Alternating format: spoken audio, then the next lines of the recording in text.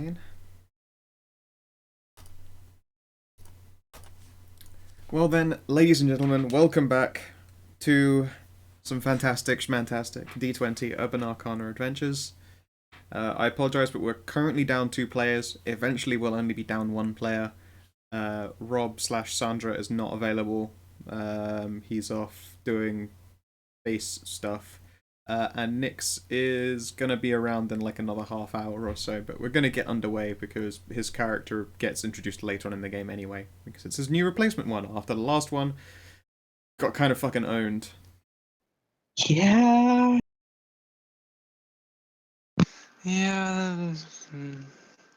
Well, no regret. That's how it goes down. In the last session, you, against all odds, made it out of the fucking death trap situation you'd put yourselves in.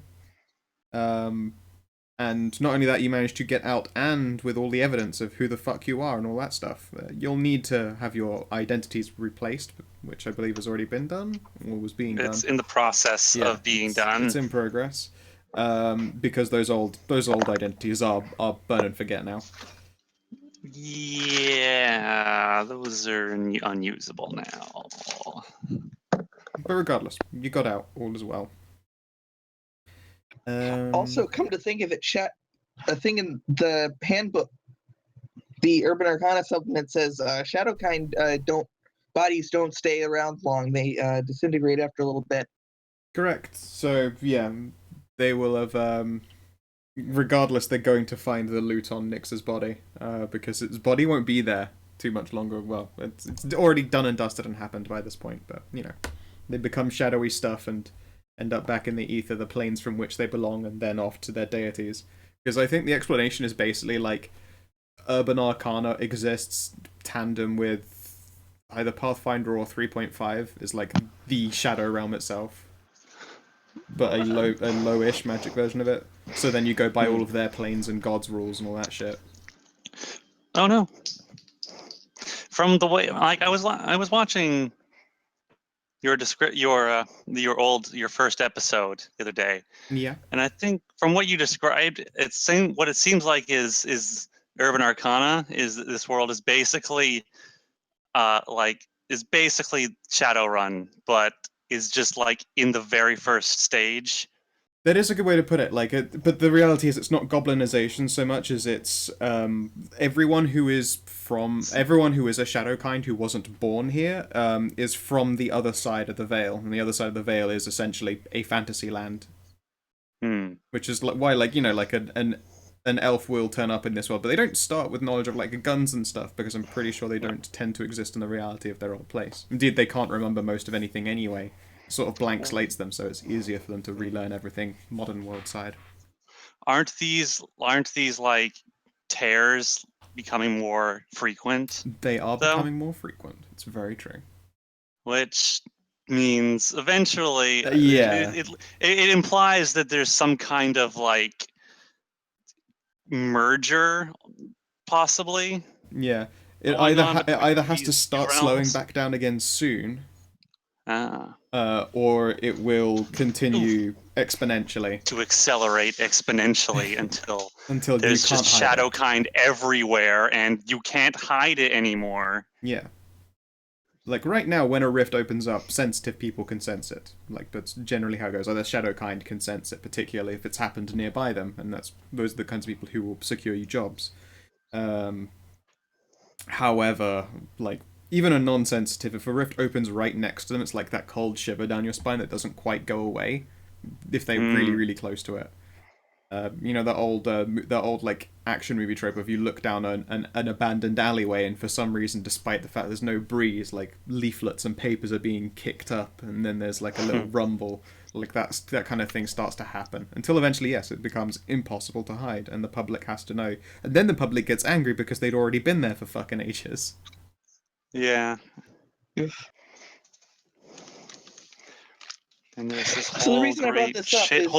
whole great shit happening until everything until the world settles out again. Yeah.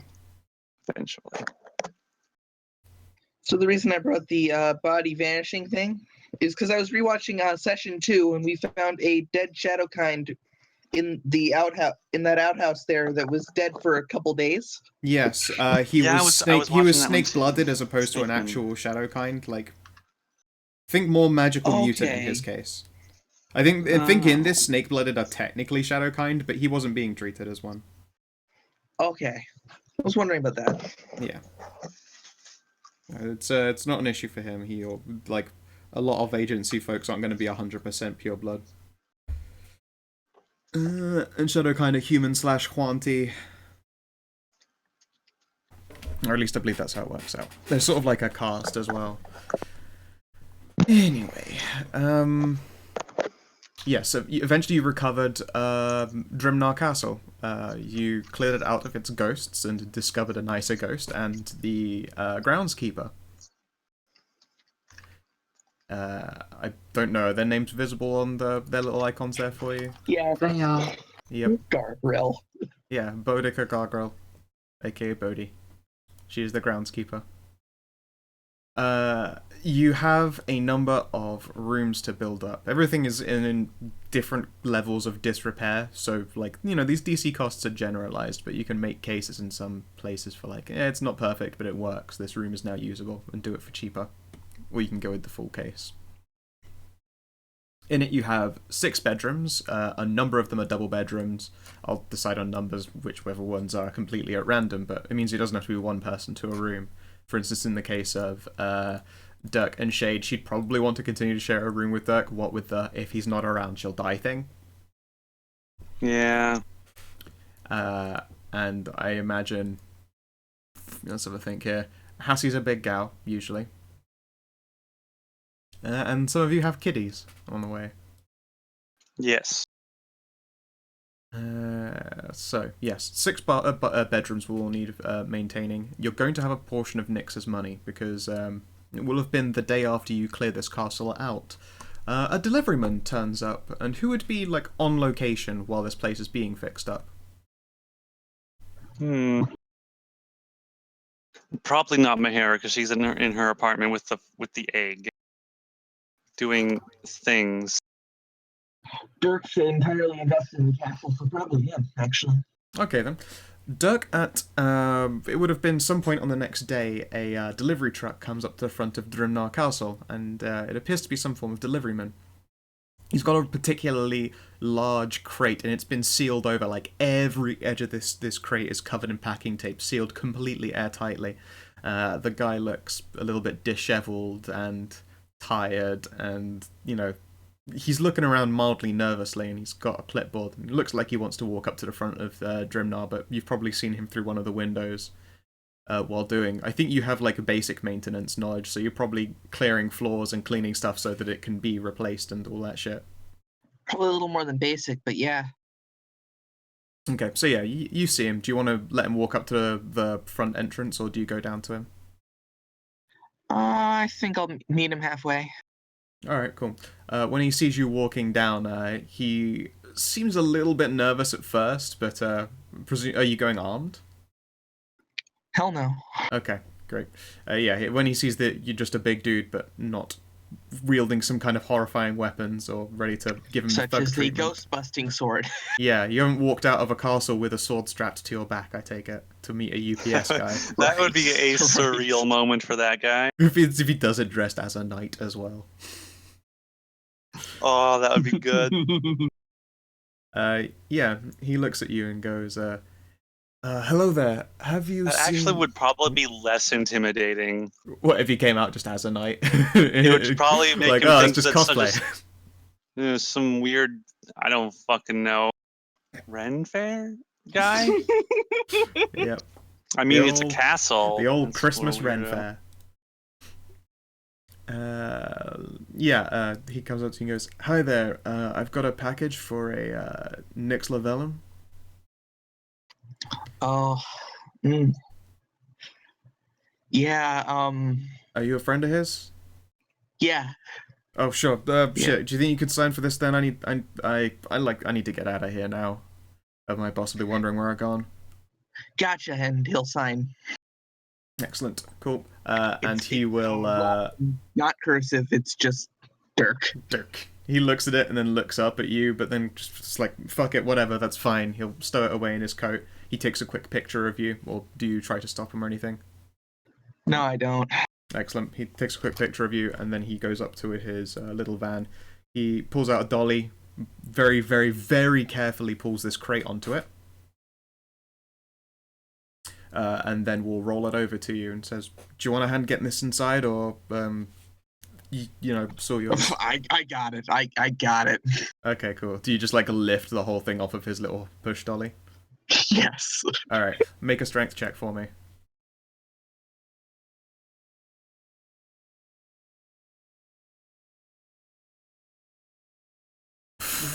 No, you have not got it. Oh. No, you try and lift it, and I guess that it makes a point. Like, I wouldn't have made you make a check unless it weren't particularly fucking heavy. This thing is full to the absolute top, you must imagine, on the inside of, like, solid objects. There's no, like, nothing rolls around in there. There's no, like, crinkling sounds. This packaging tape is, like, flush with the edges of the crates. There's not a single bubble of, like, air underneath its surface that could crinkle. So you try and lift this fucking incredibly heavy crate, and he looks at you and goes, yeah, no, I mean, it was fucking hell getting that thing on the truck itself. Here, I insist. And he'll continue to push it in for you. He does move quite quickly, though, and still looks around rather nervously.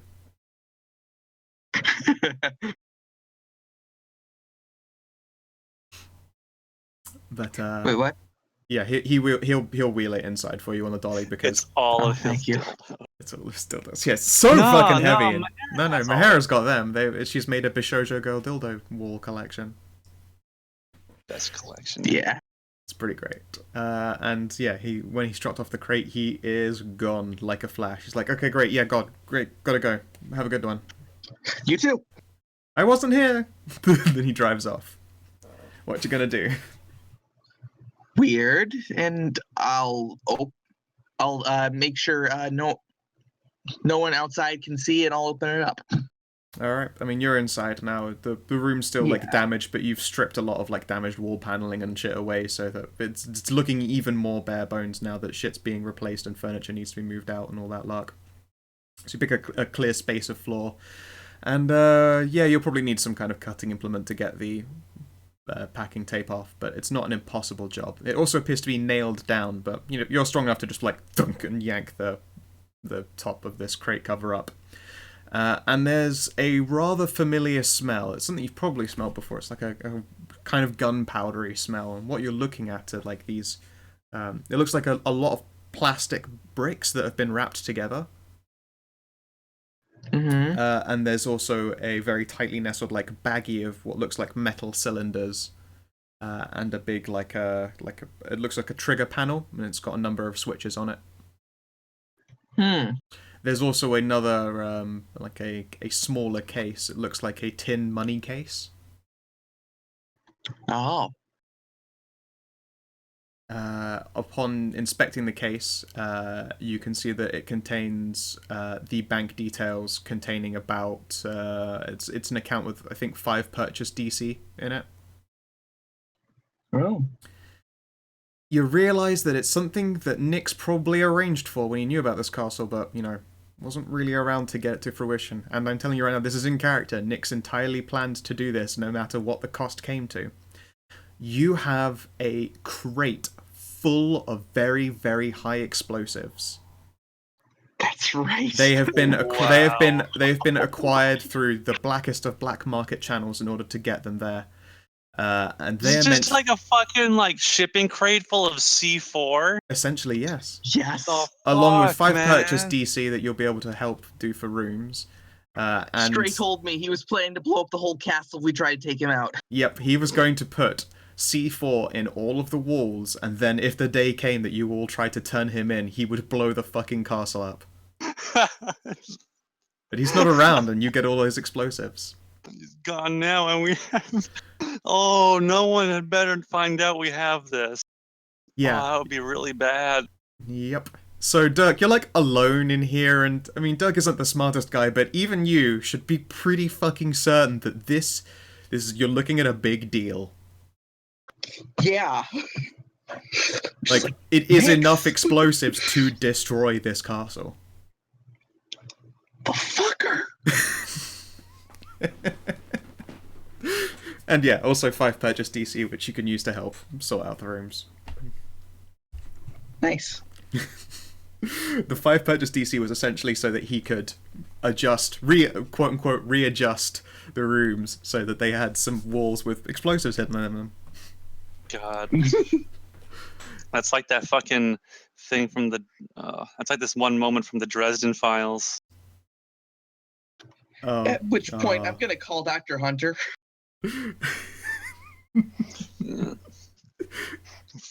Fucking Dresden finds out that his entire building had been bought by one of his greatest enemies, and they had done renovations on his floor and put explosives in all of the walls. Yep, I remember real well. Oh, it was the great. That was. I only read the first book. God, that series is so great. Fantastic series. I gotta read more of it. But yes, Hunter, you get a call then from a mildly alarmed Dirk.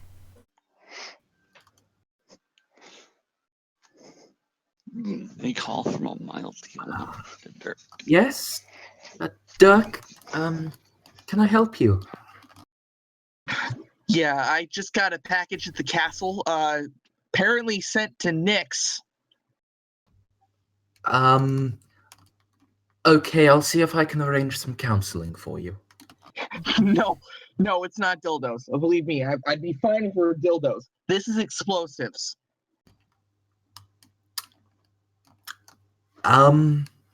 Let me let me see if I can get another doctor to cover my shift. I'll be over as soon as I can. Yeah, you can hear in the background that it's a relatively busy, probably A&E floor. Yeah, it probably takes a little bit of finagling, like an hour to get away from the whole, like, you had patients, you expected to be working today, and you're like, I got a thing. Family emergency, basically. Yep. Do you notify your, the boss who's more in the know that you're off to go do miscellaneous shit, or are you just going to be like, can you cover my shift today, or how are you going to play that out?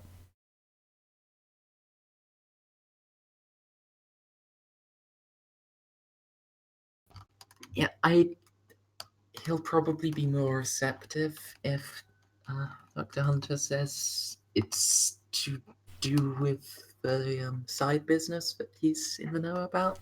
Yeah, he looks mildly frustrated and be like, alright, make sure everyone's okay. Expect you back soon. Yes. As soon as this has been dealt with, I'll be back. Yep, he just seems relieved that your next request isn't a new medical kit or something before you slip away again. Yeah, okay. So it is exactly enough C4 to plant in all the major walls of the castle, and I believe some supports necessary to fucking demolish this building. It's a lot. Yeah.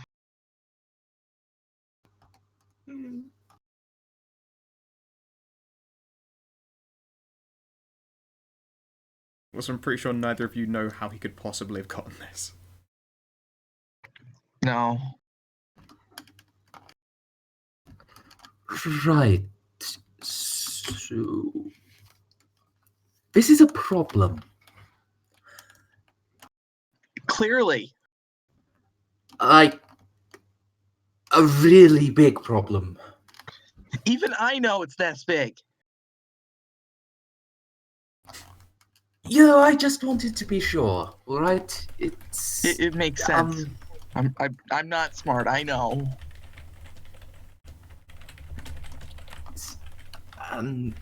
Well,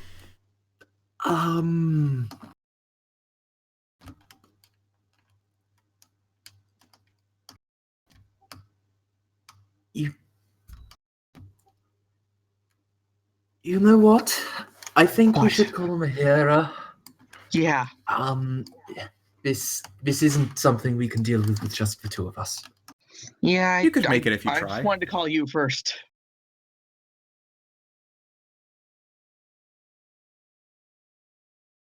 It turns out the shitty demon selfie kleptomaniac elf was untrustworthy the entire time. Who knew? There's a difference between untrustworthy and, like, hundreds of kilos of plastic explosive. Hey, if he was going down, he was taking you fuckers with him. He would have taken us and a good chunk of the nearby buildings with him. Yeah. What was Nyx, if not reckless?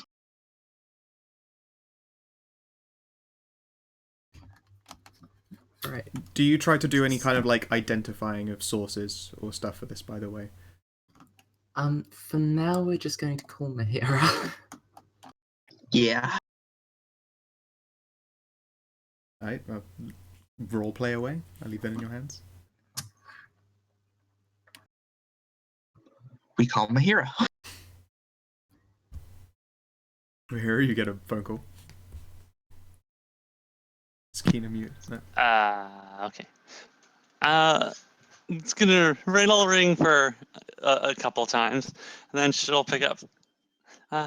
Hello? Yes? Hello? Hello? Hello? Hello?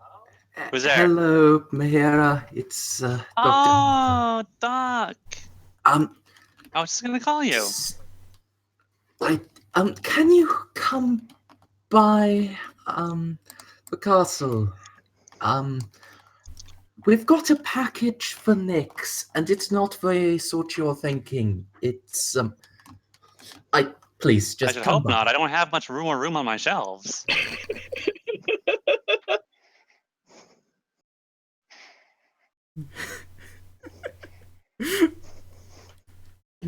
Need more Bishojo girls for it. Yeah, do you go straight on over then? Mahira will. Yeah, okay, I'll be right there in like a minute or something. It's Do you mind if I make a stop or urgent. something on the way here? On the way there, though, I gotta pick up a few things. It's sort of getting It's not actually something I can go into over the phone. Please come as quickly as you can. Oh, okay. Oh, all right. I'll be there soon. I'm gonna pick up something for us first, though. I need like some. I need like tarp. I need to find like tarps or something. And some like towel, a whole lot of towels. Yeah. Ooh, Okay. and some dresses. And then you hear that, and then she clicks off the phone on some dresses. Alright, there is a shopping centre that you could probably drive the van by, because I think you were the last one to have the van. You're probably still got yeah, that I have the available. van. I have the van. I dropped everyone else off and then went home. Yep. Okay, so yeah, I'll take the van, and then I'll go pick up some. I'm gonna go to a hardware store and pick up some rainproof tarps. You know, those big blue ones for camping? Yep. I'm going to buy one or two of those because I have a feeling I'm going to need that. Probably. Then she's going to go to some fucking department store and get some towels and maybe pick out a couple of sets of clothes for someone maybe a foot taller than herself. Yep, that's in her normal form. Yep, that's about right. In her, yeah. That's how you would judge it based on the egg size. You probably want to go with warm clothes, because it's fucking almost Christmas in this setting right now. Yeah, I'm gonna get something warm, like sweaters, long sleeves, pants, some flannel pajamas. It's a good move. Alrighty. Yeah, I mean, Flannel you'd probably jammies. end up spending like, I would guess, 300 d20 bucks is. That's fine. I've got like 500. Sweet. Yep, that'll get you the tarps. I'll just pay for that in my cash. Yeah. I'm gonna say you probably don't want to burn purchase DC on Monday. Actually, no, wait. I have more. Oh, wait, no, I have more than that. Actually, you have got quite a bit of on-hand cash now. I have a lot of cash because I found things. Stuff. I found stuff. Some stuff. I have enough money for this, so I'll just pay for it in just physical. Yeah, I do. Okay, so that was 300, you said? Yep. Okay. And then I'll drive over to the castle. Alrighty.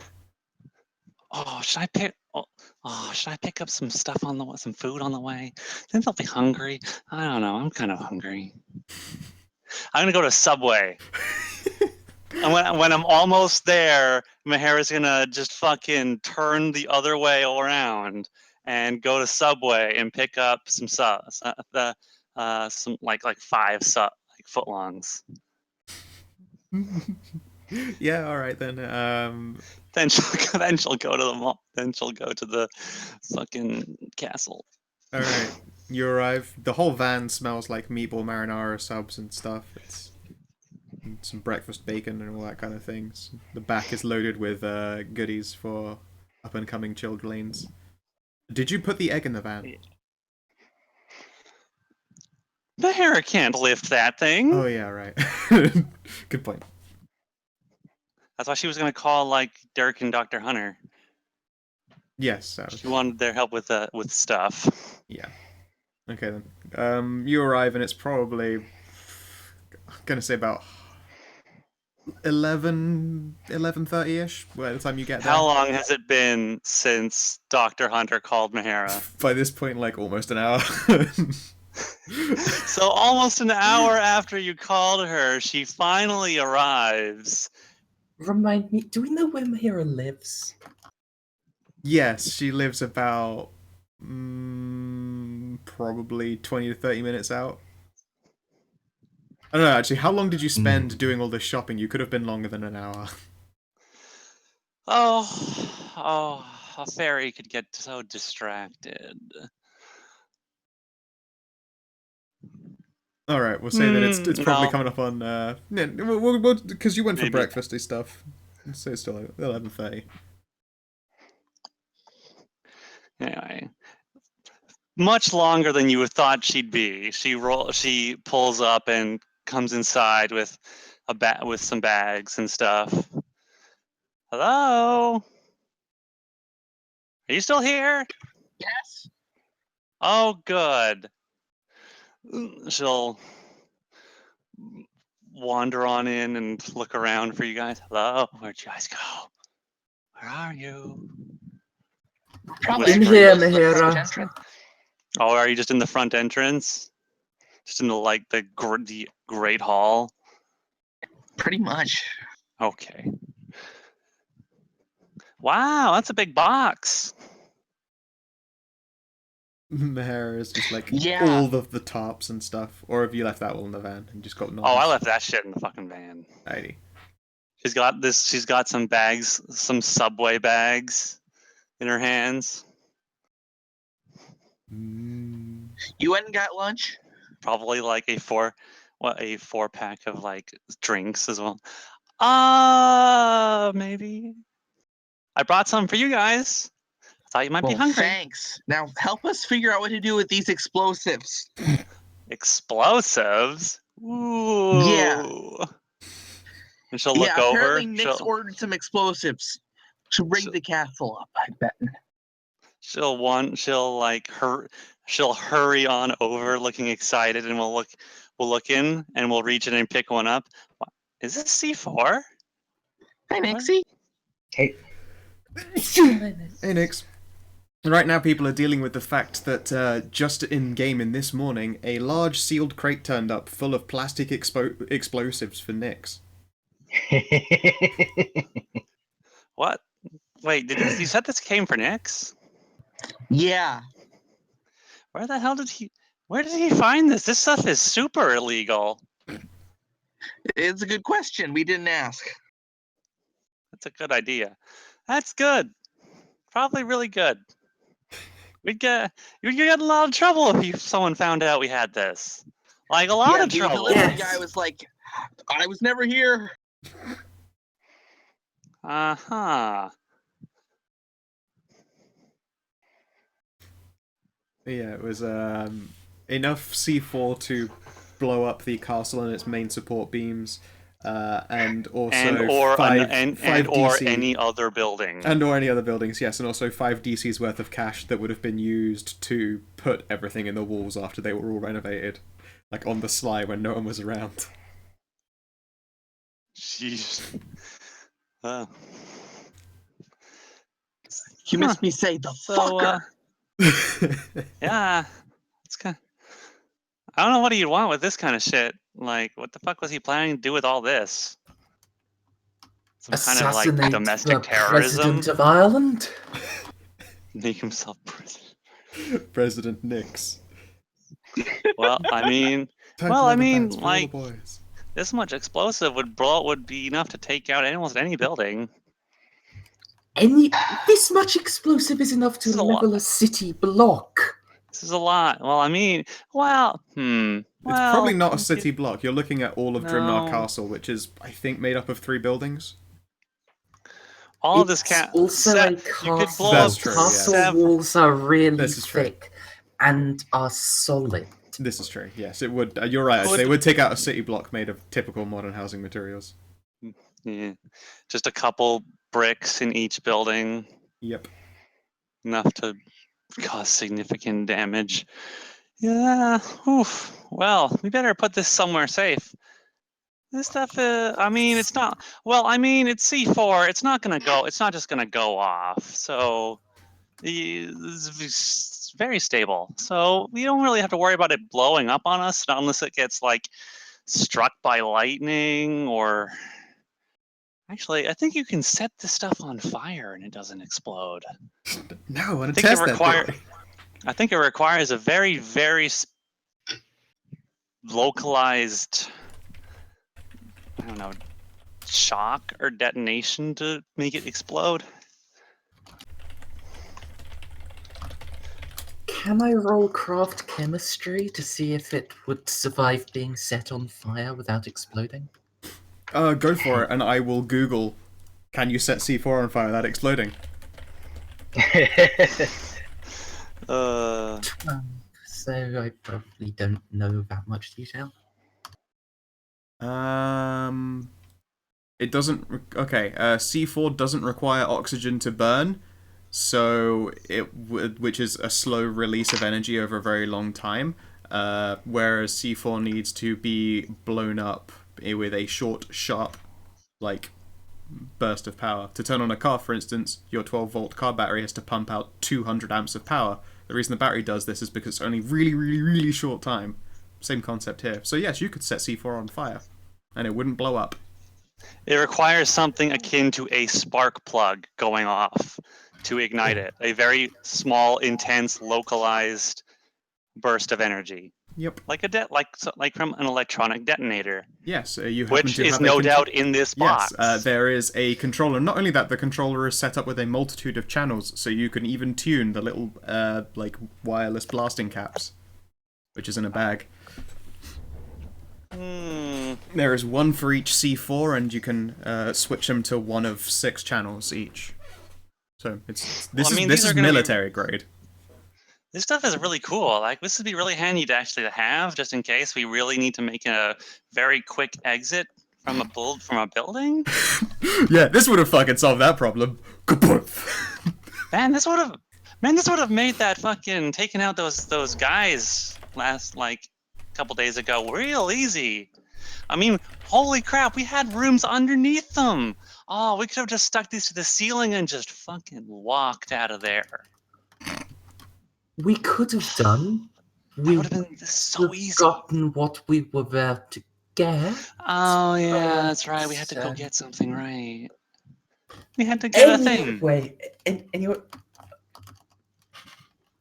like you said earlier, this is super duper illegal. I don't think we necessarily want to keep this. Especially in Ireland. Especially in this country.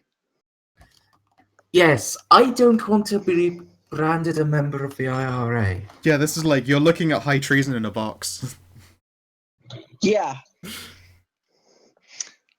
We should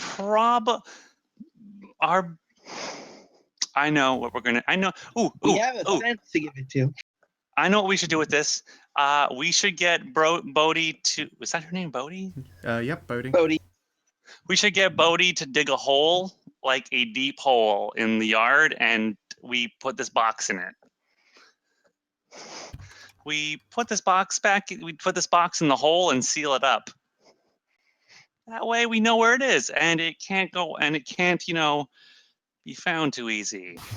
Kind of like what that guy did to that big golem, to Mr. Friend. And oh yeah, Mr. Friend PTSD intensifies. Actually, we are about to begin the renovation work. Just a big hole being dug and then filled in. Well, we don't want to do the renovation work with this thing sitting around. We don't want people accidentally finding this. Yes, it's just that if we just dug a hole and filled it in, that would be suspicious. But if we do that and then progress into renovation work, we just look like a slightly inefficient town council. British humor. Yeah. I suppose I'm mentioning this that Mr. Wodehouse will sort of float out from one of the walls and goes, "Pardon me, sirs, madam. I couldn't help but notice your peculiar request. Should I have Madame Boudica actually begin on the process?" Can you ask her how long it would take to dig a hole to fit this box? How many feet deep would you like the hole? How big is this? How tall is this box? It's like, I suppose, a bit over knee-height shipping crate. I'm trying to think of it in feet. I guess like 2 and a bit feet tall by 2 and a feet. It's a cube. I want her to put this bitch 6 feet under. Yes, the typical burying depth. It shouldn't take her more than a day. Excellent. Is that as far deep as we wanted to go?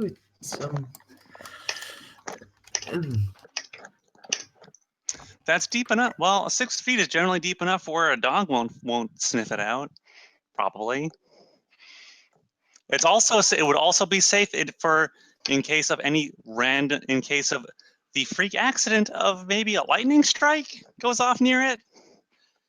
Being 6 feet underground would probably protect it from a lightning strike. Probably.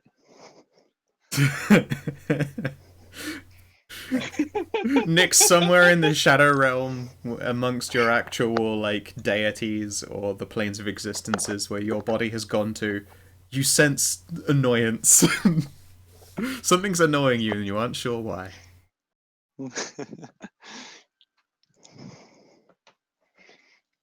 Okay. Don't forget, by the way, Mahira, you have details of just a mysterious contact, by the way, from Nyx's person. Oh, that's right. Yeah, that's right. I forgot about that. It's probably my wallet now, that number. I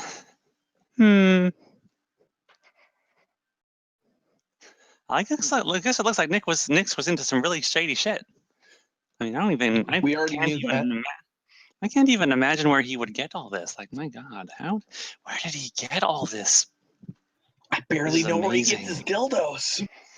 Well, those you can just buy online. That's easy. Yeah, I suppose you're right.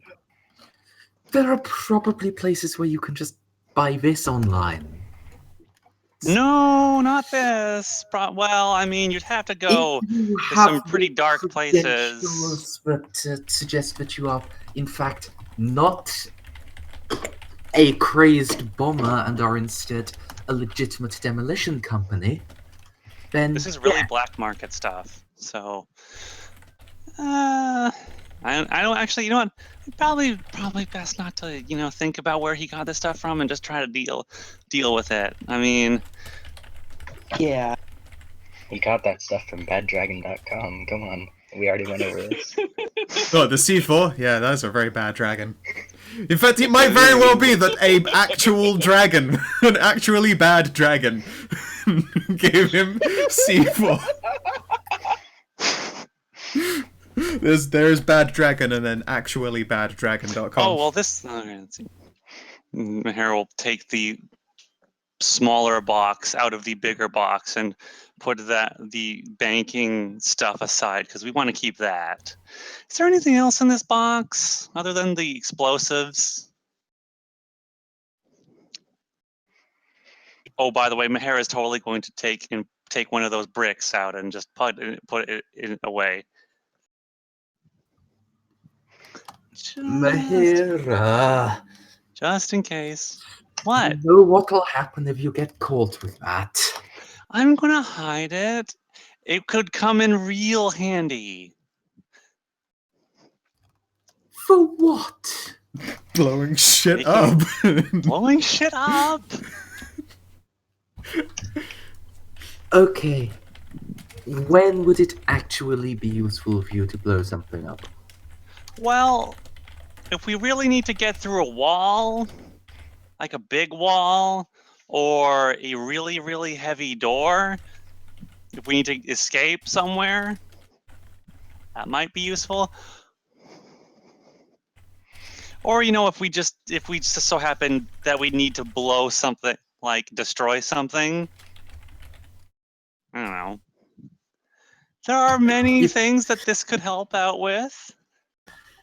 Yeah, fine, do what you want.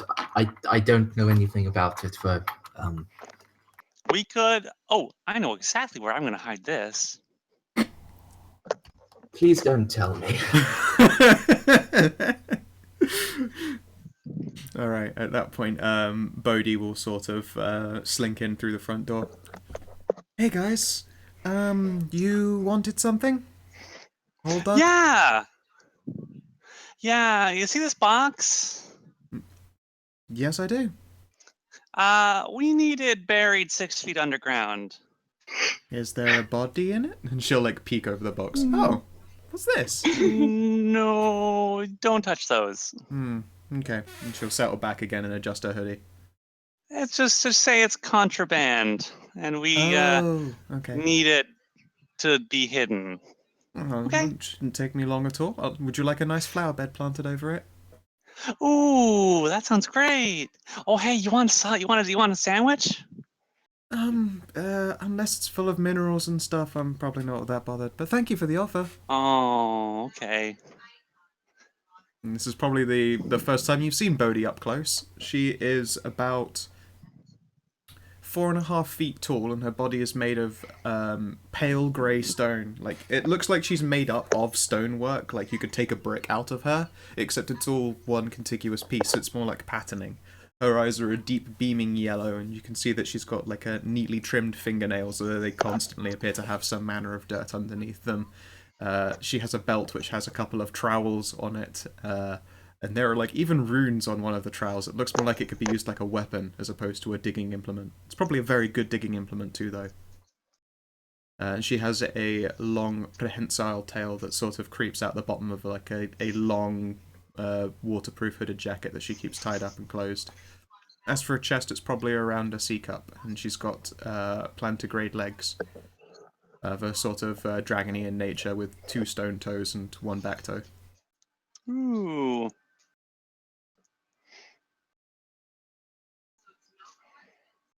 Oh, and also, of course, the wings, which she has, of course, like, peeking out of her actual jacket.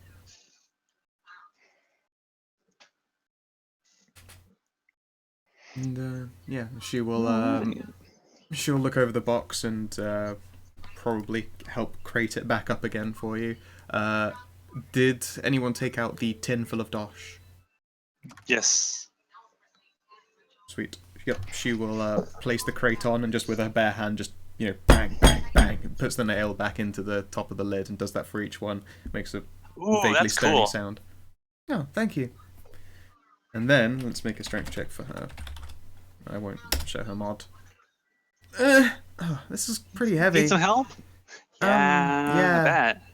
This is real heavy. I need to redeem myself for last time. You gotta redeem yourself. You can do it, Dirk. Yeah, you get it up. Yay. Just barely, you made the DC of 12. I see what he did there. Yeah. I wish I could help, but I got these noodle arms, and they're not really good for lifting. Well, that's why I'm here, isn't it? Yep. Yeah, you're a big, strong guy. It's definitely a heavy strain to carry it, so you'll have to probably move quickly before you grow tired. Yeah, clearly.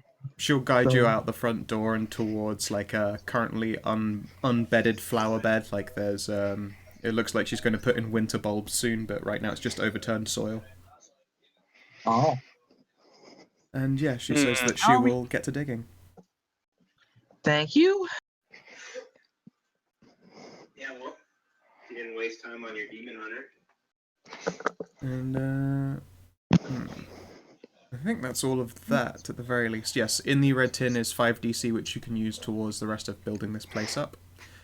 We shall. Would you like to make the Vex call now, or will you just... do we get the DC of construction out of the way? Do it later. You do get the DC first. Okay. Or rather, I would prefer that. All right. Sweet. How much cash has everyone got together, and how much are you willing to do, I suppose? All right, guys, let's pool our money. Too bad Sandra's not here to let us know how much they have. So... Oh, Bob said he had 19 purchase DC. Cool. 19. All right. Okay, It's so Sandra's... a matter of pooling money doesn't really work the way that it would immediately look like it works like. It's kind of complicated. Yes, do you want to explain that quickly? I need to just fetch a drink, because I'm losing my voice again. Basically, if you're trying to pool money, then it works like aid another, and you reduce your wealth bonus by a bit to give someone else a slightly bigger bonus. I think it's like you get a -1, but they get a +2 for 1 wealth check. So we could do it that way, and that would be kind of alright, but for the most part, as long as we will actually work together and sensibly determine which thing to do, we can just get almost everything done. Like, it's only for things that are DC 30 and above that we would actually need to pull together for, and... Which includes your smithy to upgrade to engineering. Yeah, so it'll be Angel's character, but will actually be taking most advantage of that, I expect.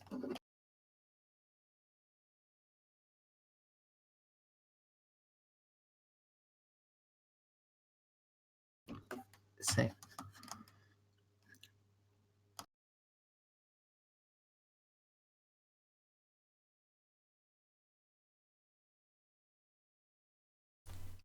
Okay, I'm gonna get a drink real quick too. No turn. Well, I'm gonna get up for a moment. That's okay. Alright, by the way, I assume that the richest of you is going to be the one that everyone does the, money giving to. Yes? for the things that we're actually doing that for. Yep.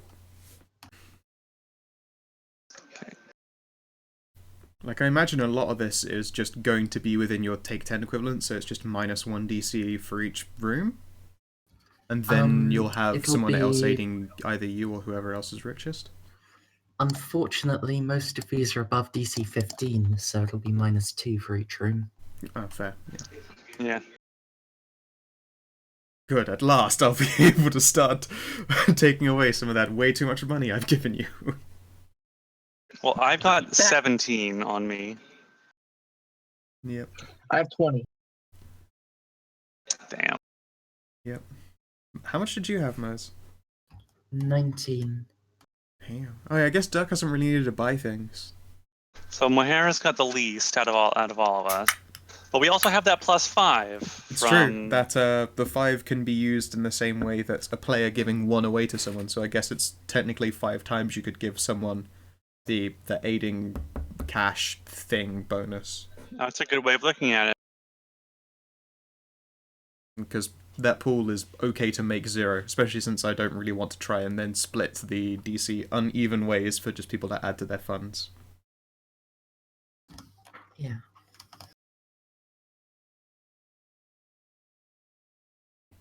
All right then. So, sensible place to start is Dirk, since he has a wealth bonus of 20. He can just pick one of the DC 30 things to start renovating, since that's within his take 10. To take 10 on it and then just knock that one out right away. Yeah. I have a feeling I know which one he'll pick.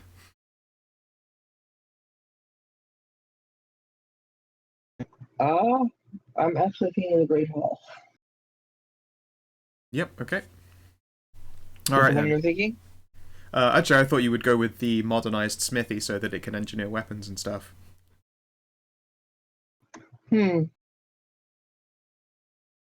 Like you can have basically 15 DC will turn it into an old school blacksmithing again, but 30 DC is basically just make it into an engineering workshop. Yes. Okay. So Great Hall. Go right ahead. It's within your take 10 at 20. So I believe you dropped to 18, and that's just it purchased. Yes, I think so. Great. So you have a Great Hall. Great. It is. It's a very great hall. It's a great hall, I'd say. Let's see. And now if Dirk wanted to draw on that, 5 wealth bonus, he could get one of the other DC 31s, and then I can get another one. Alrighty. So you have your Great Hall completed, and yeah, taking away 1 DC out of that 5 stack puts you back up to 20 again, and you could just do another take 10 on a 30. Yeah, now I'll go for the smithy modernized. Pets and water, hello? I heard it was the smithy but modernized. Alright. Oh. Okay. By the way, the 100% are just the conditions of the rooms. Should it ever come up that some place gets damaged, it will be tracked like that. Okay. And I'll also draw on that 5, and I'll get the library with study renovated. Okay. Who wants to make the study traditionally theirs, because there can only be so much room associated with people? Does anyone else actually have any use for it? Nope. Yeah, I didn't think any of you would be able to beat a +9 in research, but I wanted to check. Yeah, Mahara doesn't need it. She just needs her computer for her stuff. Important research. Okay. So it's the doctor's study. Next.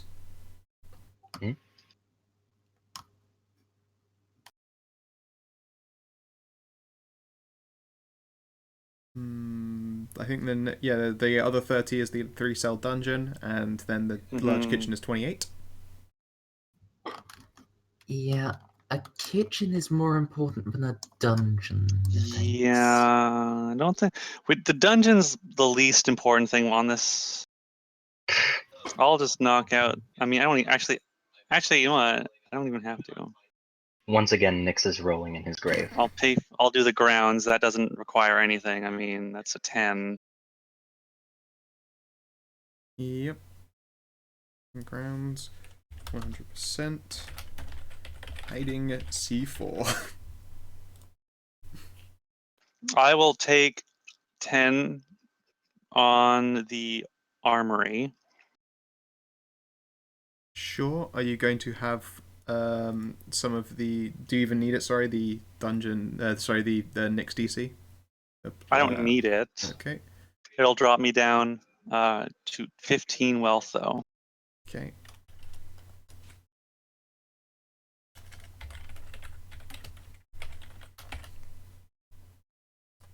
Wait a minute. No, I had it open just a second ago. Wait, someone already take care of the kitchen?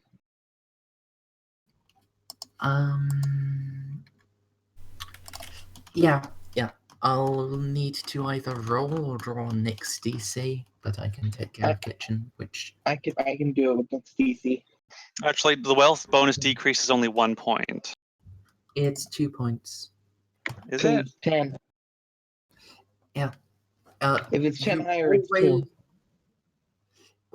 no. 10 higher than what? If it's up to 10 higher, then it's 1. If it is 15 or above, it's 1. Like raw DC is can reduce it. Like even if you have enough that you can just afford to do it just like that, if its purchase DC is above 15, you have to reduce your 15 or higher bonus. is 1 point. Yeah. Yeah. Right, And but for I'm still up 18 to compared to and for up to 10 above your wealth bonus, it's another 1 point. Like all of these things are a 2-point reduction for us, except the grounds, which is just we can immediately do it.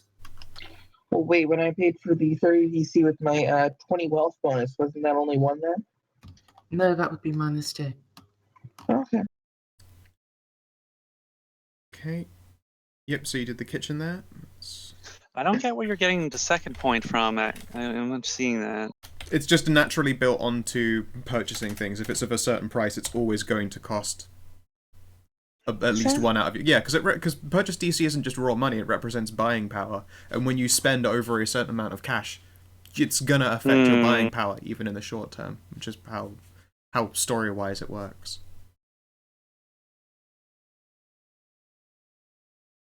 This is the easiest way to describe it at the very least. Like imagine you know that you can afford to buy a car, no problem. But when you buy that car, it's still going to impact your ability to buy other shit, at least for a little while you recover from that expenditure.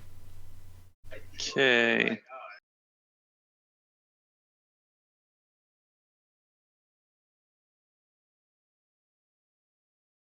There you go. Alright, so remaining you have 6 bedrooms, 4 bathrooms, the undercroft, and the dungeon left. Oh, okay. Mark off. Yeah, you've marked off. So all those things on that chart, they stack on top of each other? Or no, Yeah. it's 15 or higher, and then one of the other 3? Yes. Okay. I thought it was just I thought it was just one of those. No, otherwise there'd be basically no point for 15 or higher thing. Okay. Right, so how much of the Nyx bonus is left? It's only been used twice. There are still 3 shots of it. Didn't we need to use that for the kitchen? Oh, yeah, that's all 3 times it's been used. A 30, 30, and a 28. Yeah, you just said it had only been used twice. Oh, sorry. Did that backwards in my brain. Okay.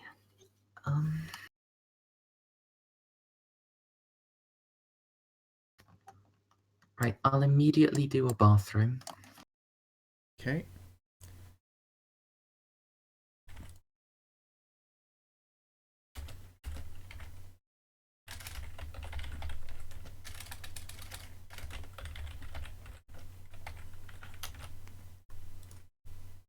What's an undercroft again? It's a storage room, and or it is a storage room and or cellar. Yep, it is directly below the large kitchen.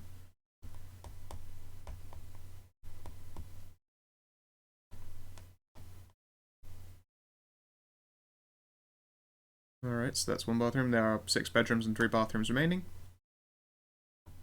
Okay. Is each of the bedrooms is a DC? Is the 25? Yep. Hmm. And you have said that you will house Hassie in exchange for her assistance.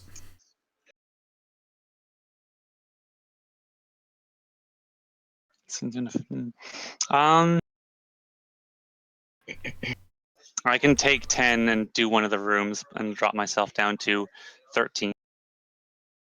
I can do the same thing and drop myself down to 14. I'm on 13 already after having gotten one bathroom.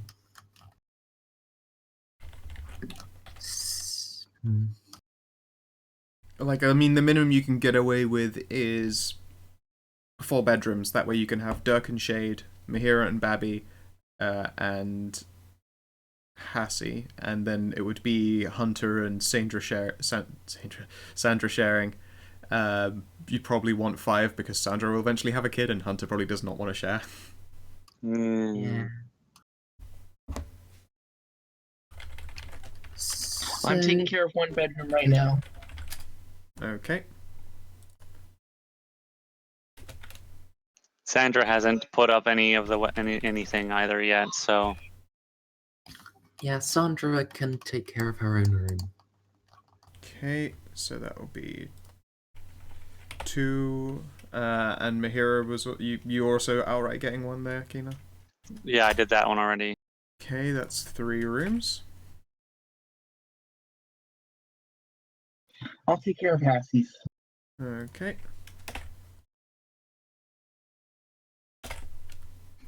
I'm getting to dip into the next bonus for that. Is that alright? Yeah. So you've got 1 charge left in the Nyx bank. If I can use that one, then we can get 5 rooms.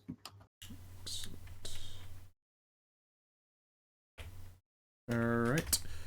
1 and... We were gonna make Sandra pay for her own room, I think. Yeah, we'll take that. I'll take that cash out, and I think that's 6. That's all of them. I say we should do a bathroom rather than the 6th room for now. Wait, Mers already did a bathroom. The 6th room from? Dirk is doing his and Hassie's. Sandra's got her own. Mahira's got her own. Hunter's... Oh, that's 5, sorry. Yeah, that's what I thought. Okay. So it's 5 bedrooms, 1 bathroom right now? Yep. So if anyone has like DC 11, I'm willing to drop my own by 2 so we can get a 2nd bathroom. I still have DC 12, so let's do that. Cool. Okay. Let's do 2 bathrooms at 100%. I'm pretty sure that among what's left, I haven't taken the money away from Sandra, but she could probably afford to buy another bathroom herself as well. Because that the bedroom alone is just 2 DC off the 19, leaving with 17. That's quite a bit left over. Yeah, she could do both bathrooms or 1 bathroom and the undercroft. Oh, the undercroft. Yep. It would be useful for storage, although other rooms can be used. Like, stuff can be left in the Great Hall. Some can go into, like, kitchen fridges and things. The undercroft will need doing if you ever want to be able to do, like, a Great Hall-sized feeding, or if you ever want to stockpile. Like, for day-to-day living, I'm not going to make you require an entire undercroft. Yeah. But if you ever want to have a larger collection of anything or store stuff, you're going to need a place for it. We'll have a fridge or 2 in the kitchen. Yeah. I did say that. Okay, then. I believe that's all the rooms.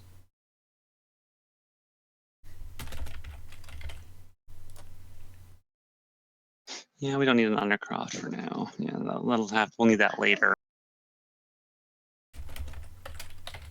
Alright then, so there are 5 rooms to choose from. Who wants what room? And I'll put your little names in.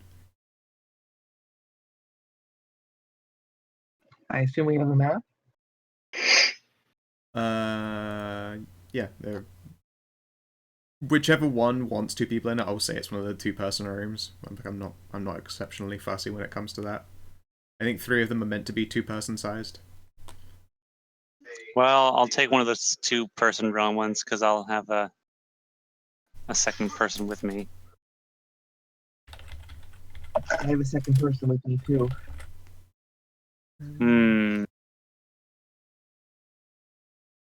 Like so. So just since they're just I've placed them as such, let's do that there. So Dirk Shade.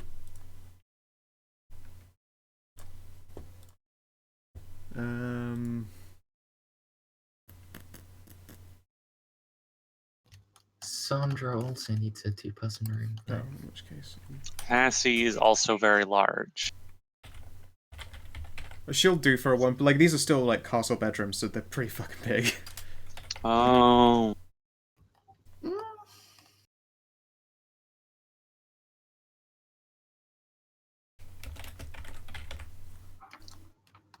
Like, castle bedrooms are smaller than you might think. Not in this one. If only because it's modern and a lot. Like, it probably happened to be that there were lots of rooms, but now they have been converted into bedrooms. Like, you know, when you just knock in a couple of walls and readjust. Because this place was before it turned into a wedding building, like, derelict, quote unquote, for a while and not doing anything. Or it got redone, so. You know what, that's going to be my canon excuse for it. Fair enough. You know what, let's put Dr. Hunter in room 1, because everyone knows Dr. Hunter is important as blue. That's entirely untrue. Nope. Dr. Hunter runs the outfit Just in all but name. Look up modern castle bathroom on a Google image search. I mean, modern castle bedroom on a Google image search, and those rooms aren't exactly small. Is that while this was converted, it was originally a Norman castle, and those were really space efficient. And like their actual permanent residents were one family plus a couple of servants, and they didn't have much spare space. Like, a lot of Norman castles have one room per floor. Yeah, I mean there are still some pretty fucking impressive ones. I just looked up a Norman Castle bedroom, and there are still big ones in there, so it's okay. They'll be fine. Anyway, story-wise, I'm saying that they're big enough for you guys. It's cool. Yeah. I get DM's privilege of being like, yeah, you know what? Yeah, but the laws of physics don't always apply to D&D. Fuck you. You guys can see the sun. That's proof enough. Yeah, that's fine. I just like showing off that I know things sometimes. It's true, we all do, though. Okay. Excellent. And grand. So, there you go, guys. And now we're going to figure out how long it takes. And also know that Eggy will hatch probably in the first few days of renovation starting, so there will not be a bedroom for them yet. It's probably going to mean like Mahara and Baby are going to be sharing her tiny apartment for a week. That's okay. Alright, someone roll me 2d7 plus 4.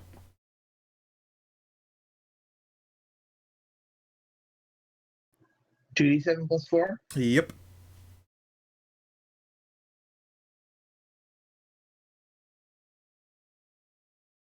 Fucking hell. Okay, so the bedrooms are livable in 9 days. The rest of it's going to take a while longer, but it will not interrupt your ability to live within the castle. So in 9 days' time, you're all able to move into it, although works will not be finished. For that period of time, you'll have to be, like, you know, careful showing yourselves. Hassie will have to be glamored, and children will have to stay in their rooms, but, you know. Let's have a look here. How long would it take to do all the indoor portions? Someone roll me another 2d7. We'll just, that roll. You want to do that again, Winter, or want someone else to do it? I can do it. Oh, can you beat to it? Oh, in 6 days, the Great Hall... That doesn't have a +4 on the end. It doesn't. Yeah, I know. I said just 2d7. Oh, yep. Sorry. That's okay. Yeah, the Great Hall is done in 6 days afterwards. I can only assume then Dirk must have been helping throughout the days and nights because he's capable of doing that shit. He's a pretty good carpenter now. The smithy is done outside, so it probably is one of the ones saved for last. And the armory is one that can be done bit by bit. So it doesn't get finished, but you don't need like builders constantly in when you're working on the armory. Indeed, you probably don't want builders constantly in when you're working on the armory for obvious armory and arms-based reasons. So, you're aware that works will probably be a modern armory. Yes. I mean, it was a medieval armory, but it's been destroyed a bunch, and you're using modern stuff to refill it and restock it. I thought we were like buying antique armors and just putting them up on display. For some reason. You can have them as antiques if you would prefer. I mean, you could still have like the same like medieval knight shield things, but then also just next to it occasionally is just a rack of guns or some shit or whatever you use. I don't know. Mostly so that, weapons and stuff can be locked in a room safely away where they can't, be put at risk with children and stuff. You've got to be responsible. You don't want just weapons hanging around your house. There's going to be kids. Come on now. Yes, the armory is built so that it will contain all of your stuff. It can totally be done up with like sweet medieval shit as well, because it would be cool if that's the case. But I imagine there are going to be some locked cabinets and cupboards for your actual dangerous arms. Yeah.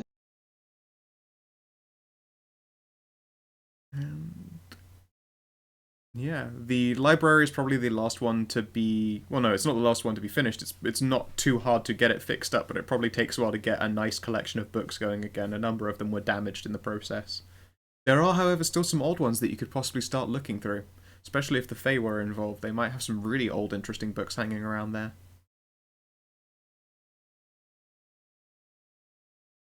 There you go. Yeah, taking some time to just, at the very least, skim through books and decide whether they're worth reading in depth at some point later. Sounds like a good idea.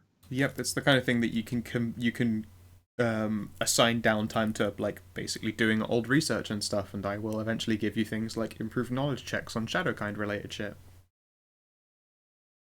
The learning is important. But and now we'll do a little bit of a time warp backwards. The rooms you've been told that they'll probably take another 5 or 6 days to be prepared. It's around that time, Mahira, while you're at home, that you start to notice that the egg is definitely in motion. You can hear sounds coming from it. Oh?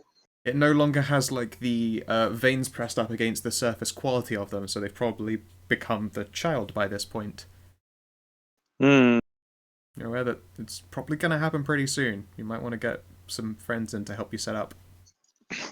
Yeah, when I notice things are getting shaky, I will call... Well, I do know a doctor, but he's not a Shadowkind doctor, but he's a doctor. I'm going to give Dr. Hunter a call. Alright, Dr. Hunter, it's probably a work day again, but, things have been blessedly calm for a few days. No one's come looking for C4 explosives, which I imagine is some kind of relief on your typically crushing paranoia. Crushing paranoia. You saw the early sessions.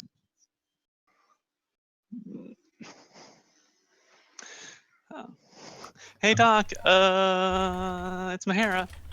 Hello, Mahira. How are you? Oh, I'm doing all right. But I'm noticing a few things with that egg I brought home, and I think it's going to be starting to come out pretty soon. I may need some help. And you're a doctor.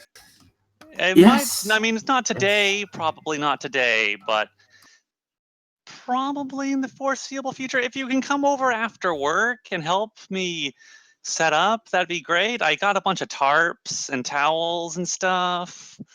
I'm going to call Dirk, too, because I think I might need to, like, lift this egg onto the tarps. So, and it's way too big for me to carry.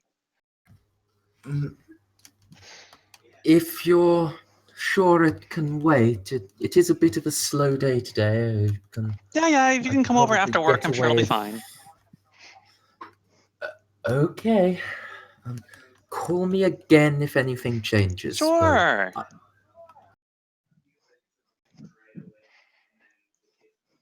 All right. Good luck, Mahara. Yeah. He'll hang up. All right, you And I'll call Dirk. next? Yeah. Hey, Dirk, are you busy? Not right now, no. Cool. Can you come over? Yes. Awesome. I need some help setting up this place for my egg, and I think it's gonna hatch pretty soon. It's moving around and stuff. Yeah. So I bought like these tarps because I figure an egg's might be messy. I don't know what kind of goo is inside, so Yeah. it might make a mess. It's pretty big, so I brought some tarps and a bunch of towels. So Yeah, I'll come over and help soon as you need me. Yep. So, which is right now? Yeah, sure. I'll come over. Okay. I can't remember if Dirk drives or anything. Otherwise, it's like I think a 30-minute walk to her apartment. Yeah, I'm looking at buying a motorcycle, but after all this purchase, DC, I won't be getting it soon. Oh, sorry, I can't buy a motorcycle. I have a castle now. I bought a castle. It's, later, maybe. Okay then. Is this Dirk? Oh, this isn't Dirk's first time in there, is it? Because they came over for snackies and stuff. Yeah, we Right. had to sleep over. Yeah, I believe Shade's probably come on over, except she's now like listening to music and just sitting out of the way in a quiet corner and hoping that you aren't going to drag her into another all-nighter. You detect that she may or may not be listening to a familiar heavy metal band. Yeah. Yep. Well, I mean, their music is still pretty good. Yeah. Yeah. Absolutely. Crawlham the fucking thrashers.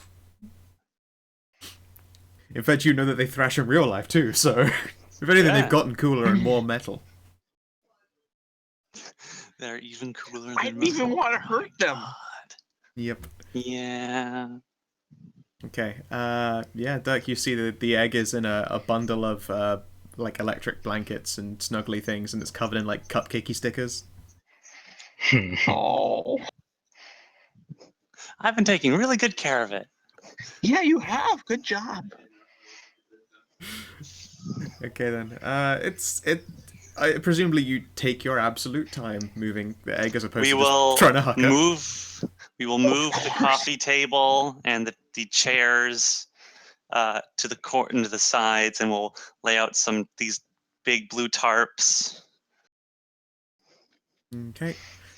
Also, by the way, this is the first time Dirk has seen the additions made to the wall of Bishojo action figures. They are now in like precarious poses, like "oh no," or like climbing on just various collections of Nyx's dildos. Yes, that's what I had imagined. And I imagined at least one or two is just posed on top, just riding on top of one of them, like it's some kind of mountain. Yeah. I kind of wanted to make an Iron Throne out of these. Wait, I went to his house. Game of Thrones a TV show yet? No, that doesn't existed yet. Oh, what year is it again? 2010. Yep. Yeah, not yet. Feels bad, man. Not for another 2? No, wait. God, it's 2016 already. When did that come out? Like 2014? The TV series. It's in like season 5, I think. Oh god, that would be like 2011. It premiered in April 2011. Damn. Darn it, so close yet not yet. Nope. We're only a couple of months away though. We're at the very It's true, it's December. Some of you have probably heard exciting news about a Game of Thrones TV series coming into existence in game. Oh yeah. That's probably you actually might know that. Yeah. Indeed, like cool. Now you realize that it's like in this setting though, Hodor is being played by an actual half giant. And an actual dwarf is playing as the dwarf. That's great. No, it's still Peter Dinklage because he's awesome. Yeah, come on, he's amazing. He's too great to be replaced. Well, I thought you were implying that Peter Dinklage was a literal dwarf. Yeah, no, he's yeah. Actually, yeah, in fact, it's still Peter Dinklage, but Peter Dinklage is a dwarf in this setting. We just know better. Yeah, you know better. The books would exist, Emery, but I wouldn't be reading them. Dirk is not a reader. Dirk can't even read English. The commercials look really cool. We had to home rule that I could speak it. You can speak it, you just can't read it. Right.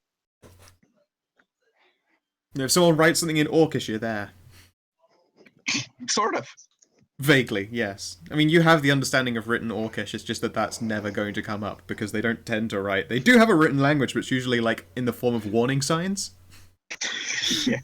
This is my territory, fuck off, is pretty much most Orcish writing in this setting. This is my swamp. Wait, no, that's ogres. Yeah. And they have layers. They do. Disparages Jamie's kids. Yeah, no, oh god. You know who would make a pretty good Jaime Lannister? Certain exceptionally, I don't know, blonde, Nordic looking. Oh. Oh. And you know, maybe a sister that maybe some stuff happens with. Oh my god. Oh yeah. Oh my god. Bam. Yeah, there you go. Okay, those two are now currently in this setting. They are in Game of Thrones. They're going to be on the fucking Nordic twins. They're in Game of Thrones. Oh my god. They're all blonde, blonde and Nordic and beautiful and perfect for that role.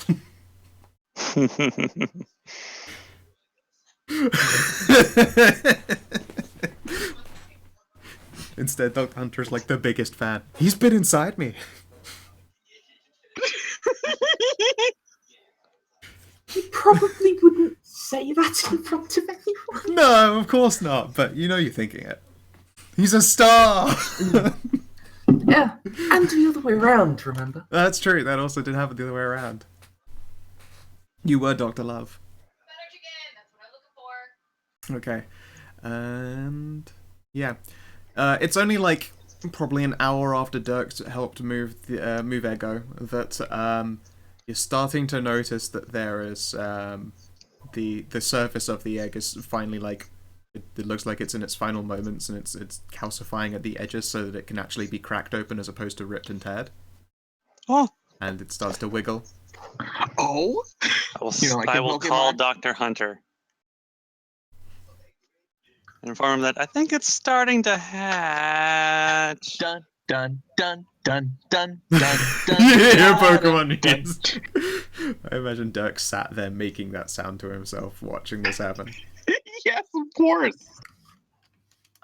All right. I'll be there as soon as I can. Okay.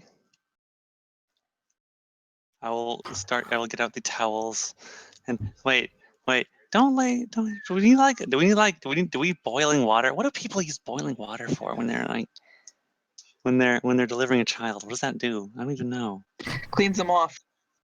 Oh, I'll just use hot water. Well, you boil quick the to water, Google. Cool a bit. To Google. Quickly Google as fast as you can. The baby's coming. There's been like no forethought into this at all. It's God, Mahara like, might actually do that. Google how do deliver baby.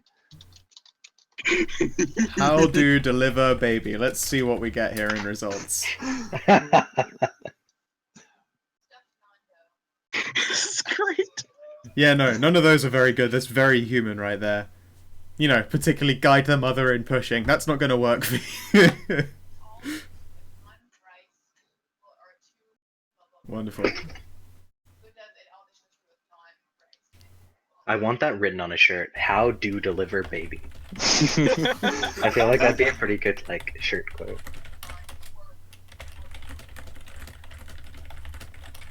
Emery says sanitizes the towels. Sanitizes. Okay. Yep. Also, Hunter, on the way out, like, there's literally someone who's basically shift swapping, so you can probably hitch a ride with them to get there faster. Yeah, let's do that. I'll be back in like a minute or two. Sorry. Actually, me as well. Cool, that's fine. Hunter, you arrive, and it's really started happening now. There is a crack in the surface of the egg, and you can see that there is like a pale, like white finger, and it's sort of peeking through the crack. There's like very, very rudimentary claws. They look almost squishy just because they still haven't really hardened at all. And it's just sort of pushing through this crack that it's managed to force, and you can see there is sort of like like a pale reddish yellow like ichor is sort of getting around the edges of the crack and starting to leak out onto the top.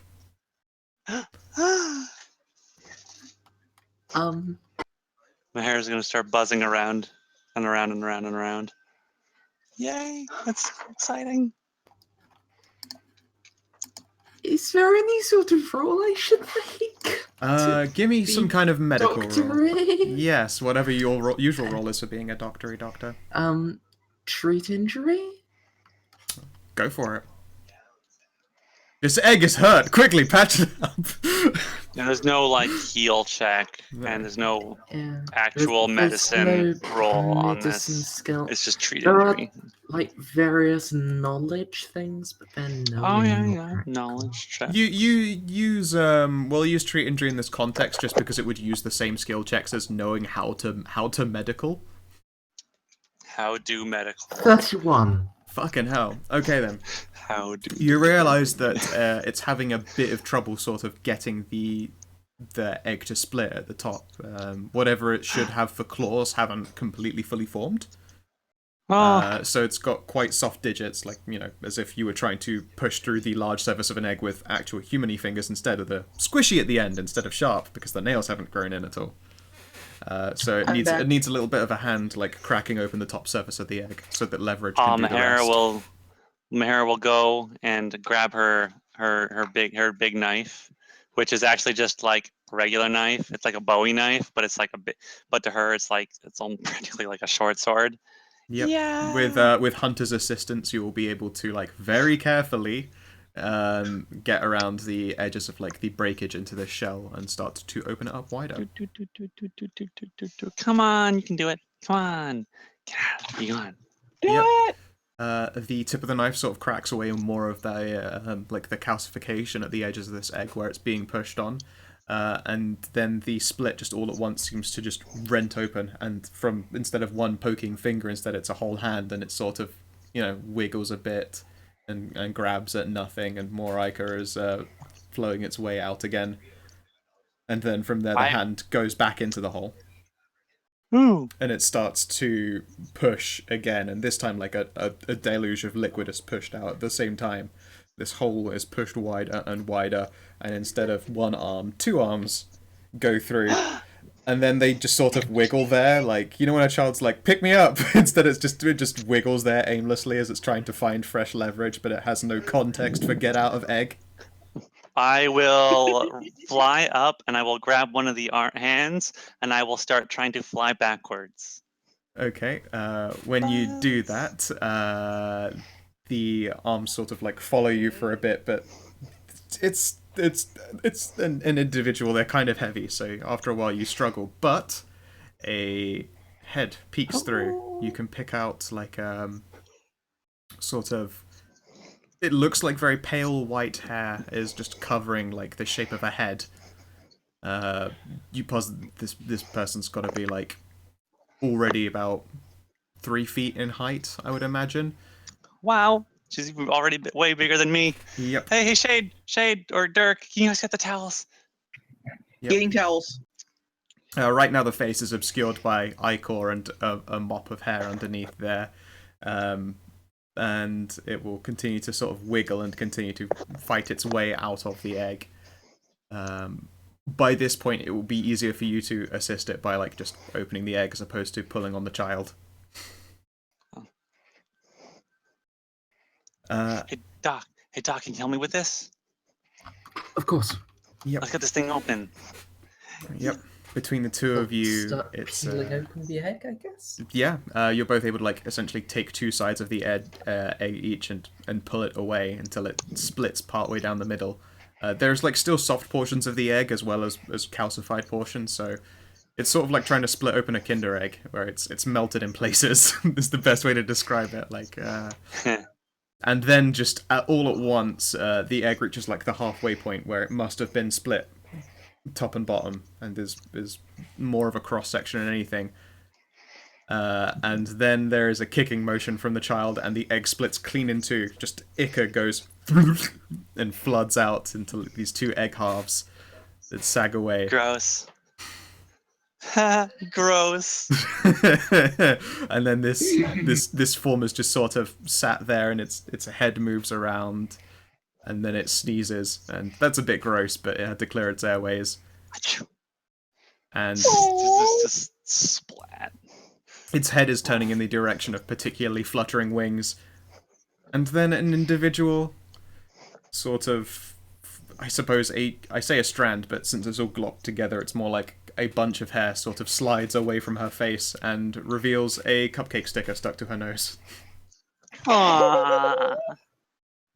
I will fly up to her face, and I will boop her on the nose. It will smile brightly, and then it will wiggle. Ooh, hi there. I'll start maybe try and grab one of those towels from Dirk, and we'll start trying to clean off her head. Yep, it takes a while. It's taken roughly an hour to get her completely out of the egg by this point, going slowly and carefully and all that. Now, is this technically a tiefling skull? You'll have to do a bunch of checks to find out what it is. Pardon, sorry? You will have to do checks to figure out what kind of shadow kind it is now you're finally looking at it. Tiefling is definitely a good guess, though. It's what everyone else has been guessing. Yep. By default, it's a tiefling, if only because it's half demon and tieflings are half demons, but it's probably an outlying, like, a racially different one. I can't think of the fucking word for it. An alternative race. It's probably of the tiefling baseline stat, quote-unquote, reading from books.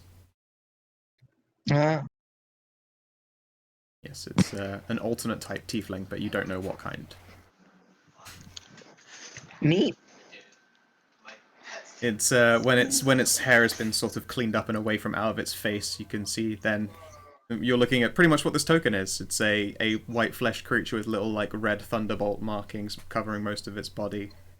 It's got like red fluffy beads that pretend to be eyebrows, like just above its head a little bit. It's got big bright red eyes, and again the same sort of like downy red fluff that makes up its diminutive impressions of eyebrows seem to like line the edges of its eyes, so it's got like soft panda-esque rings around its face. Aren't you just the cutest little shadow kind? Yep. It opens its mouth wide and just lets out a soft ah. Aww. Good, she's breathing. Who's a good girl? Are you hungry? Are you hungry? What does a baby shadow kind eat? Are you even baby? Does she have do I see teeth? Well, the next time it makes like an eyeing motion, you can take a peek in and you see that it has got teeth. They seem to be flat. No, they would be pointed ones.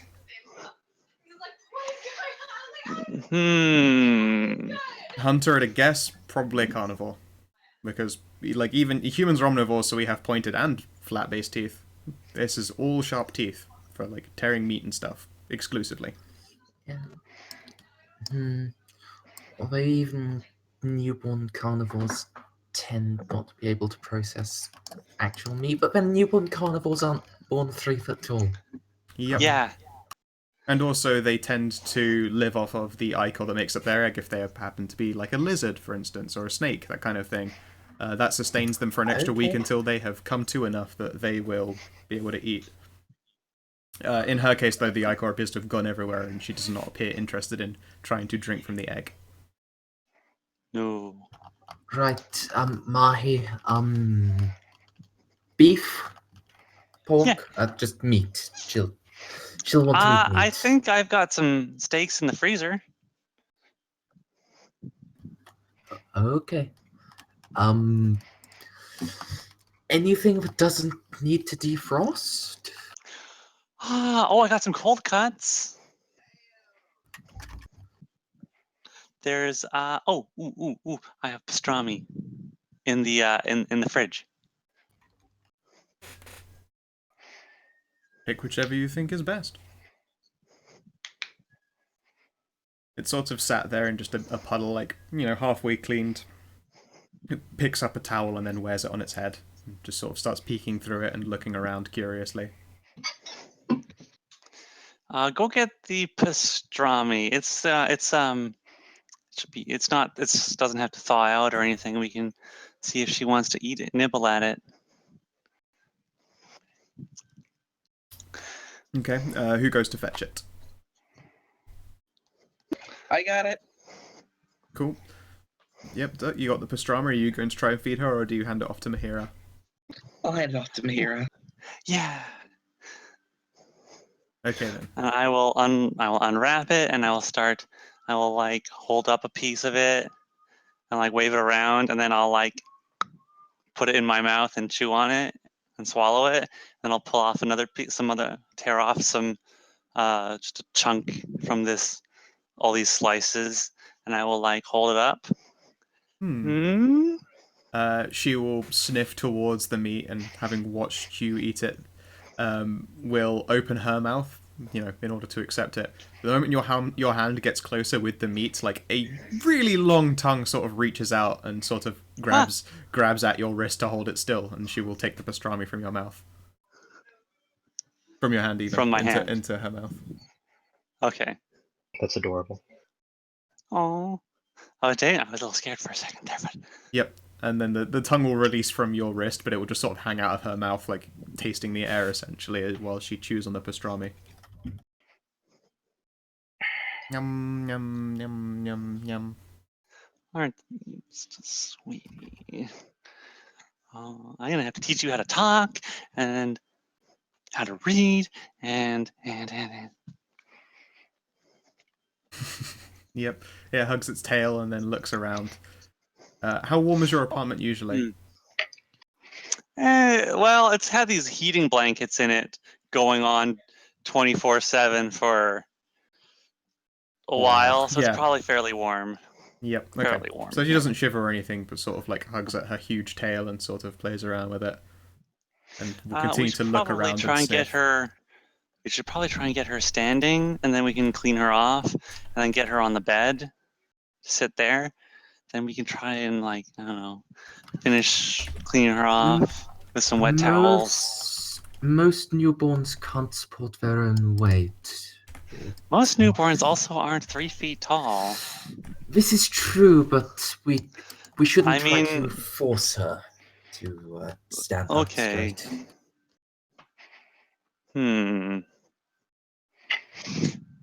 I'll be honest, I'm not really that certain about how to deal with, a 3 foot tall half demon. So I'm just going by what I normally go by. Okay. Would I be rolling up stats for the perish the thought?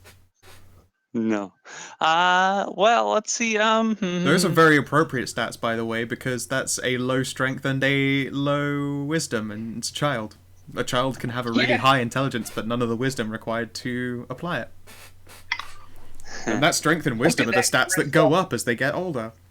So that's actually pretty fucking perfect. See, I roll thematically. We need to get her out of this goo. So, I will stand in front of her and go, like, wave my hands up above my head and try and get on my tippy toes. Hey, come on, let's get up. All right. Hearing like the cheerful, joyous, like, you can do it, and she'll let out a soft giggle, which is a mildly alien sound coming out of her, and then will probably attempts a couple of times, like slumps onto her bum a few times, and then eventually just uses her tail for support to stand. You don't have a tail, so she wasn't using that before, and that thing is huge. So it was just weighing her down every time she tried. Wow, that's a big tail. Yep. And then it will giggle and it will then go up. Ooh. Cool. I will. Is she able to stand then if she uses her tail? Yep, she's basically leant on her tail because she's also on tippy toes like you did, but it's blatantly not using them for support properly. Okay. I will then go up to her and I will take her little hand and I will, flutter slowly over to the bed. Like, come with me. It I'll follows sit along. down and I'll put down and I'll like, hey Dirk, can you put a towel down? Yes. On the bed. Okay. Uh-huh. Yep. And I will sit her down on top of the towel on top of the bed. So she's sitting. And Yep. we can, her legs sort of hang there and her tail sort of wraps around her waist. It is at this point you realize it is definitely her. At the very least you can see a lady hole and it's probably not hiding a penis. Probably. So you're saying there's a chance? Well, it could be a genital slit, but it's probably not. We have no idea. That's what actually happens. Is that it's a face hugger and it will deposit young in your face. In your face. Kinky.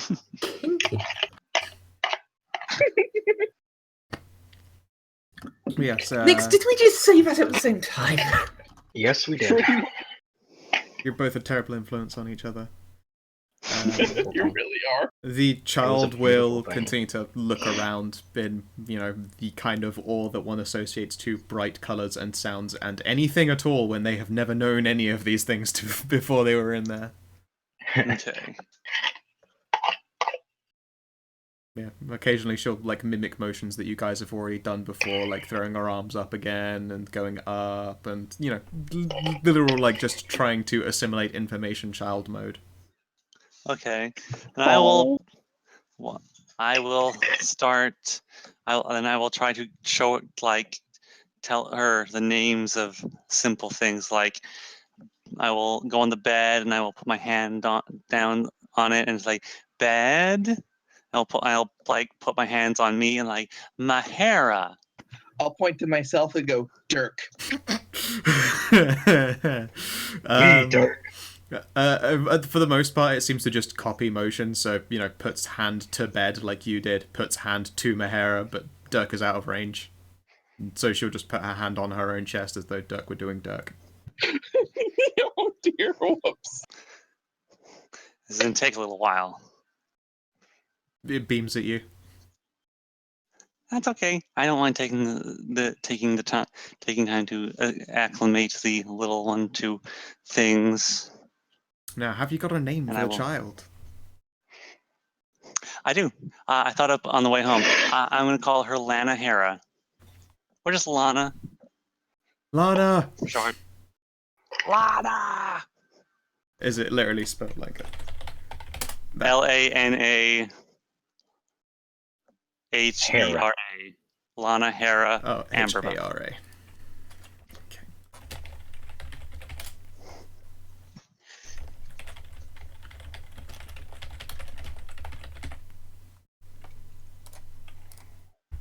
Haer. Oop, that's... I'm going to just make it so that the name token is just Lana because that takes up a lot of space on the screen. In fact, yeah, just Lana's fine. I'll just turn off show token. You know what that is. Yeah, Lana. And character Lana. In all journals. Yeah, let me. You select a token. There we go. They now exist. Yay. I will at some point build her up a stat block, and she will essentially be a level 1 character, but with the lacking some capacities for utilizing information received because it's a child. Seems fair enough. Yes. All right. So I guess I will state that I will I guess take the next few days to stay with the child and take care of it and try and give it information. Okay. As I am taking care of it, like, what the names of things, and her name and my name, and how to eat, and I will keep making sure to feed her. I will probably call. Dr. Hunter has a job, so I'll probably call Dirk in the next couple days, maybe to just ask if he can go grocery shopping for me. Of course. To get meat for her Lana, because I need to stay with her, so I need someone else to do it for me. Yep. At least for a little bit. Thank you. Over the process of like the next few days when you're trying to teach her stuff, there is the requisite numerous mishaps of trying to get potty training to work for you, but at the very least you managed to get her directed. It seems that the default animal instinct is the corner, so it's not too hard to take her brain from that thinking space to this is where it happens. So that is a blessedly short period to figure that one out. That's good. Phew. Yep.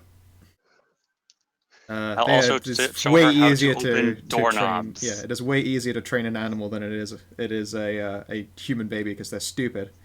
Human babies are dumb as fuck. Dumb as fuck. And then they hit that one. Don't they hit like this one point in their development where they just turn into retards after having learned things? Yes. I think it's like age like 1.5 or something. Oh, I thought you were gonna say 13, but sure. Well, then they've learned everything and then they're retards. That sounds like every teenager I've ever met. And I think there is like this one like early development stage where it's like almost like a hard reset, but then not quite. Doesn't last too long, or yeah. I don't know. I think I heard that somewhere, but yeah, no, human baby. Considering I have a half sister who is now 10, that's fucking scary as shit. How did she become that old from baby age? I mean, I know the processes, and oh god, it's baffling. You don't have to get a tiefling litter box. That's true. That'd have been very awkward. Box. That would have been super awkward. You notice that a lot of her learning seems to start with motions before they do with sounds and words and voices and stuff. So, a lot of the barrier of education is: are you able to mime it? Are you able to like actually handle it and show it being used? It takes a while for her to get cutlery, for instance, because the motion you do is getting food, but she already knows how getting food works. It's you pick up food and put it in mouth, that kind of thing. Gotta show her how to properly do it, though. Yes, exactly. Like that's one of those ones that take longer because it's obviously doing the exact same job. Like putting a fork in some food and putting it in your mouth is totally the same as picking up the food and putting it in your mouth. Yeah. No, it's not. It's quiet. No, wait, yes. Totally not quite the same. Yeah. She also, once she gets properly moving, barely seems to stop, like, finding new places to flop and lounge around and things to climb on, and Maheras to climb on. Maheras to climb on. Oh, no. Yeah. Any time that you seem to be in a stationary position for long enough, you will usually find her in some variety of flopped over you, or across you, or beside you, or on you, or next to you. Like, very much like I guess the closest you could expect of people person. It's a lot of close contact Lana going on. That's fine. I'm okay with spending time to keep her company and make sure she's okay, and just generally take care of her and to try and teach her. I will begin since we're having to spend so much time, I will try to as she's learning more, try to get her to use her words, try to get her to make noises and to talk. Words are hard. Yeah. Words are hard. Yep. I believe by just short of the first week, which I believe is when the rooms are finally complete, she has gotten as far as names and the occasional she will now try more object. Often to sound back an object that you point out as opposed to just point at the same object you're pointing at. Okay. So you figure she's not going to have much trouble with words. Maybe the odd one will be Lithby because she's got a very long tongue. So okay. Any words with lots of F's, she'll have a little bit of a trouble with. S's will be problems. Yes, because she's got a very long tongue.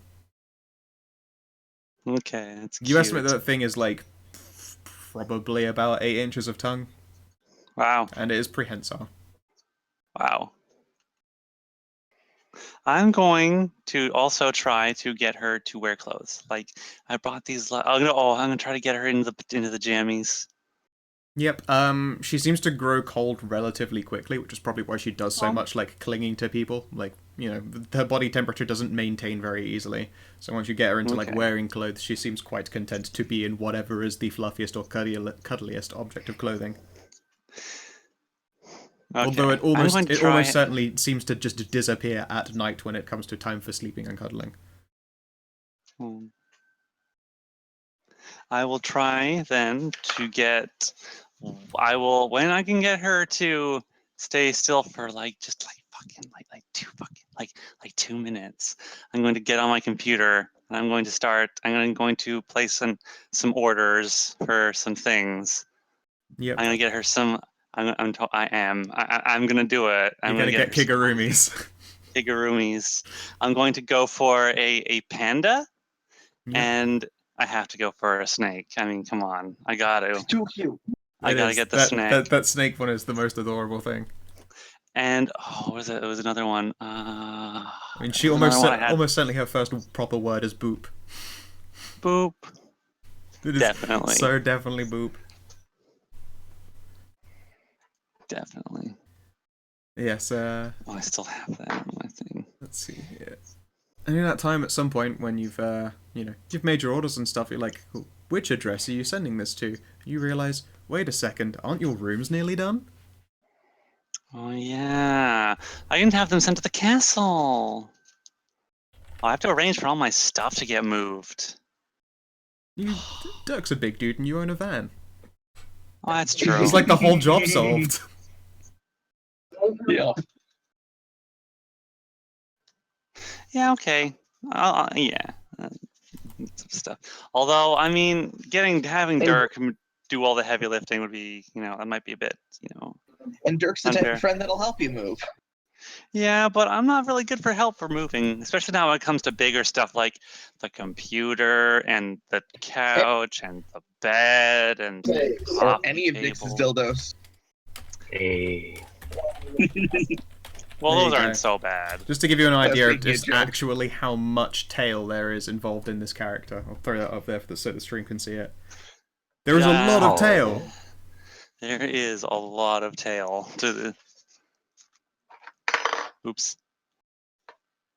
Yeah, it's a lot. That's so much. It's so much tail. So much tail. There you go. And then, of course, the adorable one with the snake kigurumi, because it's adorable. Boop.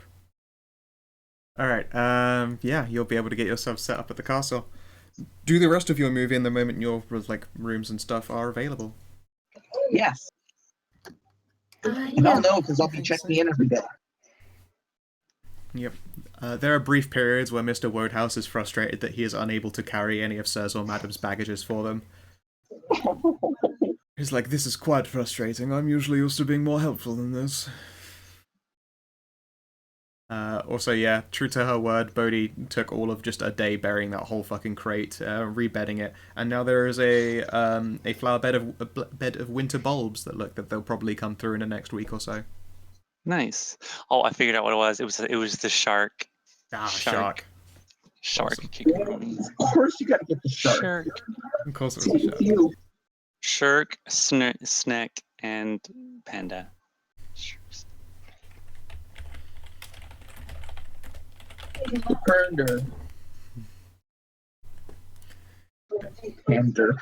Pander. Alright, excellent. So, next comes the part of moving Lana out of the room. Out of the house. Out of the apartment. To the outside world. Oh, God. Now, your apartment street isn't like the busiest thing ever, but it's pretty likely that if you do this at the daytime, people are gonna see you moving this child. Mm-hmm. Yeah, no, not during the day. That's that's bad. She's got a tail, right? 4 days. Yeah, that's what I thought. 4 days. Tail for days. So, and it's night and it's in winter. So I'm going to bundle her up. Yep. With like a little, like a big scarf and everything. And I'm like, Snow pants. Snow pants. Yep. Poofy, big, one of those big. Oh, I'm gonna give her. Okay, she's gonna have snow pants and like one of those big poof marshmallow jackets, where her arms are gonna be like out to the sides and where she walks. It's just gonna be so cute. And this little hat and oh my god, this is adorable. Yep. And so that, and then we should probably. Okay, we need to get her to the van. Okay then. You walk her out of your apartment, and then she realizes that she's leaving this room with you, and the world is about to get larger. That's a new experience to her. For the day, she was probably mildly in the way while getting all of your shit boxed up to go. Her whole world. Her whole world is being put in. Apartment. Is a studio apartment that's been put in a box. So first it's just like you open the apartment door. People have come through before, and she's been curious, but not left the room because you haven't left the room. And then there is the hallway, and she'll follow you out, and then she'll shiver a little bit because it's a little bit colder out in the hallway, and her tail is loose. What do you do about that? His tail. I mean,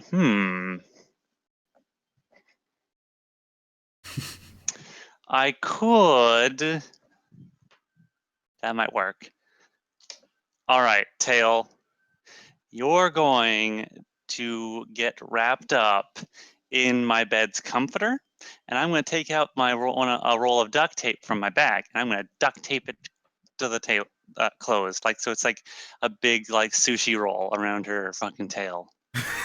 It's awkward, and she'll do some giggling and wriggling, but eventually you manage to get her to sit still enough in order to get her tail all wrapped up. She'll wiggle it, and you can see that her sense of balance now is kind of out there. She needs to hold onto your hand for support, even though she's taller than you. I will reach up and hold her hand. Come on, it's okay. Well, actually yeah, she's probably seen you glamour a couple of times, for answering the door and shit. Yeah, so I get big, and I hold her little hand. Come on, little one. You're gonna come with me, and we're gonna go on a little adventure. Don't worry. I'm gonna be right here with you, and I'll just give her hand a little squeeze. She giggles and makes a boop noise when her hand is squeezed, and will walk alongside you. Her tail's all sushi rolled up, so she definitely relies on you for getting there. And then comes stairs, and she's very excited about the prospect of stairs. And immediately, the first thing she does is attempt to get out of the bundles of clothes so that she can try out stairs for the first time. Probably don't want that to quite happen, because you do not want your tiefling baby to get naked in the middle of a hallway and try and climb stairs for a while, because they're cool. No, not yet. But yes, you manage to get her downstairs, and then she sees the outside world, and probably the back of her van, and Dirk is stood there, with boxes of your shit. And she'll stand there for a while, looking around. This place is really big. It's it's dark and it's night and it's cloud covered. But there's a soft glow to her eyes now that she's in the dark. It's not something you've really noticed before when she's just been in the room at night. When you put the lights out, her eyes don't seem to shine. They definitely glow very faintly out here. I wonder if she can see in the dark. Possible.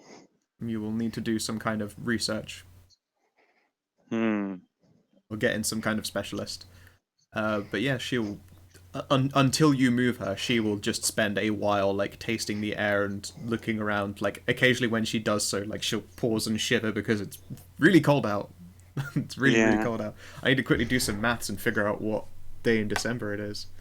Right. So the day of the Castle Drimnar. Probably getting close to Christmas. Oh god, so yeah, there are Christmas lights all over the fucking place as well. Everything's shiny. Everything is shiny and colourful and bright. I mean, it's also Ireland in the winter, so it's cold as fuck and clouds cover up most of the sky, but occasionally there is patches of stars. She has yet to see moonlight, yo. Let's have a look here. So, how many days was it? 9 to have your room done. So it's right now the 14th of December. Okay, so we're only like a week and a half away from Christmas. Fuck. Yep. Okay. Yeah, Dirk, you see the sushi roll. It's cute. All right. So after I'll let her stay and like look around and taste the air and just stare and wonder for maybe a couple minutes, like 5 minutes, and then I'll like give her hand a little squeeze, and we'll say her name, and I'll try and tug her. Come on, gotta go. You can see more later, but we have to get moving. All right. Yeah. She looks around the last time, but and does that sort of following wherever you step thing. But her eyes are everywhere else, but forwards. So you also have to guide her so she doesn't now trip over. Mm-hmm. What is the weather like? The weather itself. It's always snowing. It's whatever you want it to be. Well, that sounds promising. Yeah, I've said that. Admittedly, I've said that there's cloud cover. If you would like it to start snowing on your journey, that's totally okay. It's probably it would probably be snowing. Okay. Well, you say probably. It's Ireland in the winter, and Ireland is on a small island, and European, so it's usually rain, if anything, and then snow happens in like January. But then, yeah. But it can be, as I say, it's a 4. It can be whatever you want. So snow it is. An early snow. Yep. Okay. You bundle her into the van, and do you have her in the back or the front? I will turn up the heater, so it'll be nice and warm inside, which would probably keep her more content.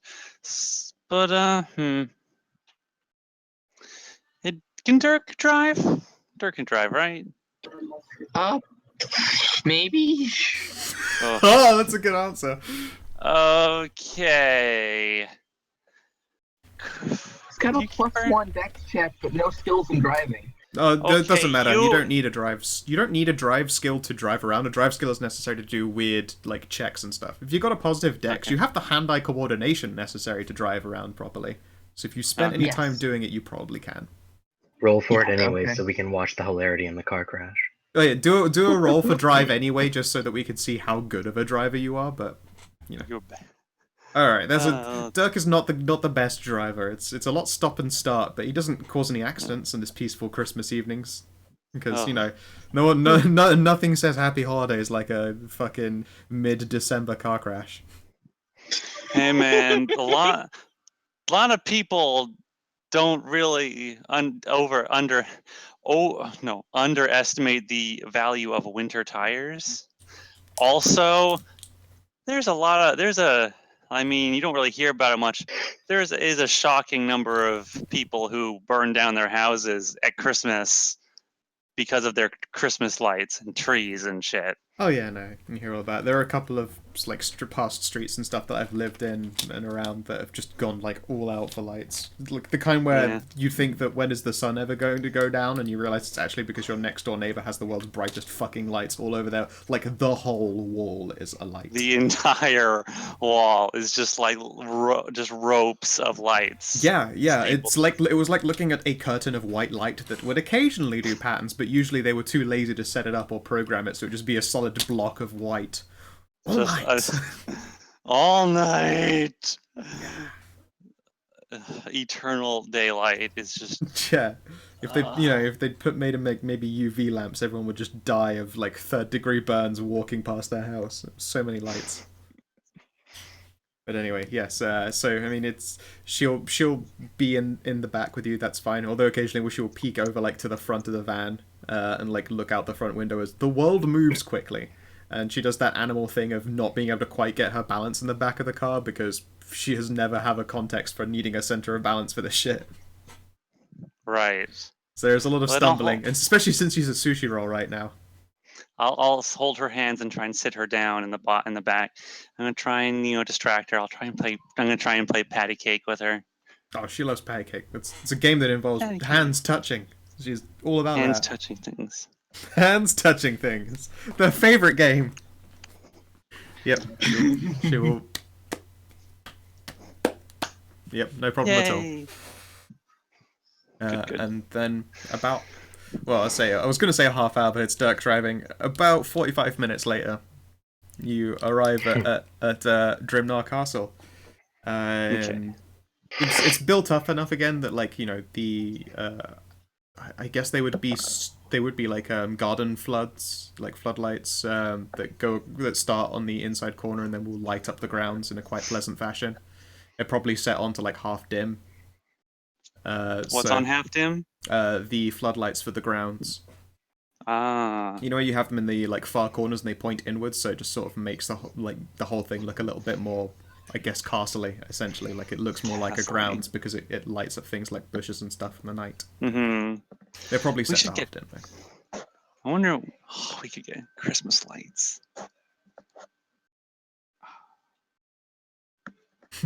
It's like trying to get the whole of Castle Drimnar lit up exactly like that one house's wall that's just fucking 10 purchase DC in lights. And the electricity bill just sucks away from the grid.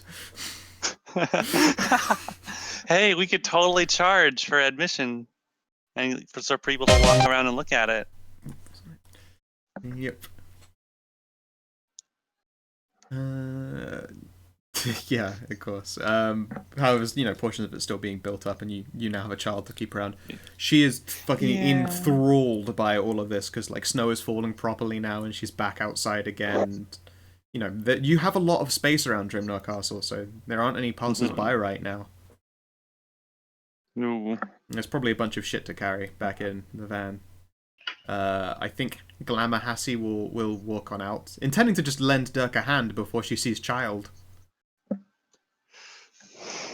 Yeah. How does Hassie feel about children? Abby.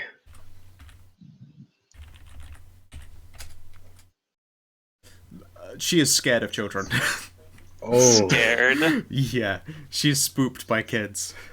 Spooked. Oh. It's no buena. It's the little hands. Little hands. They got little hands, but they're not fairies. Yeah, I got a 1 on that. She has no idea what to do around a child. She's just like, I don't.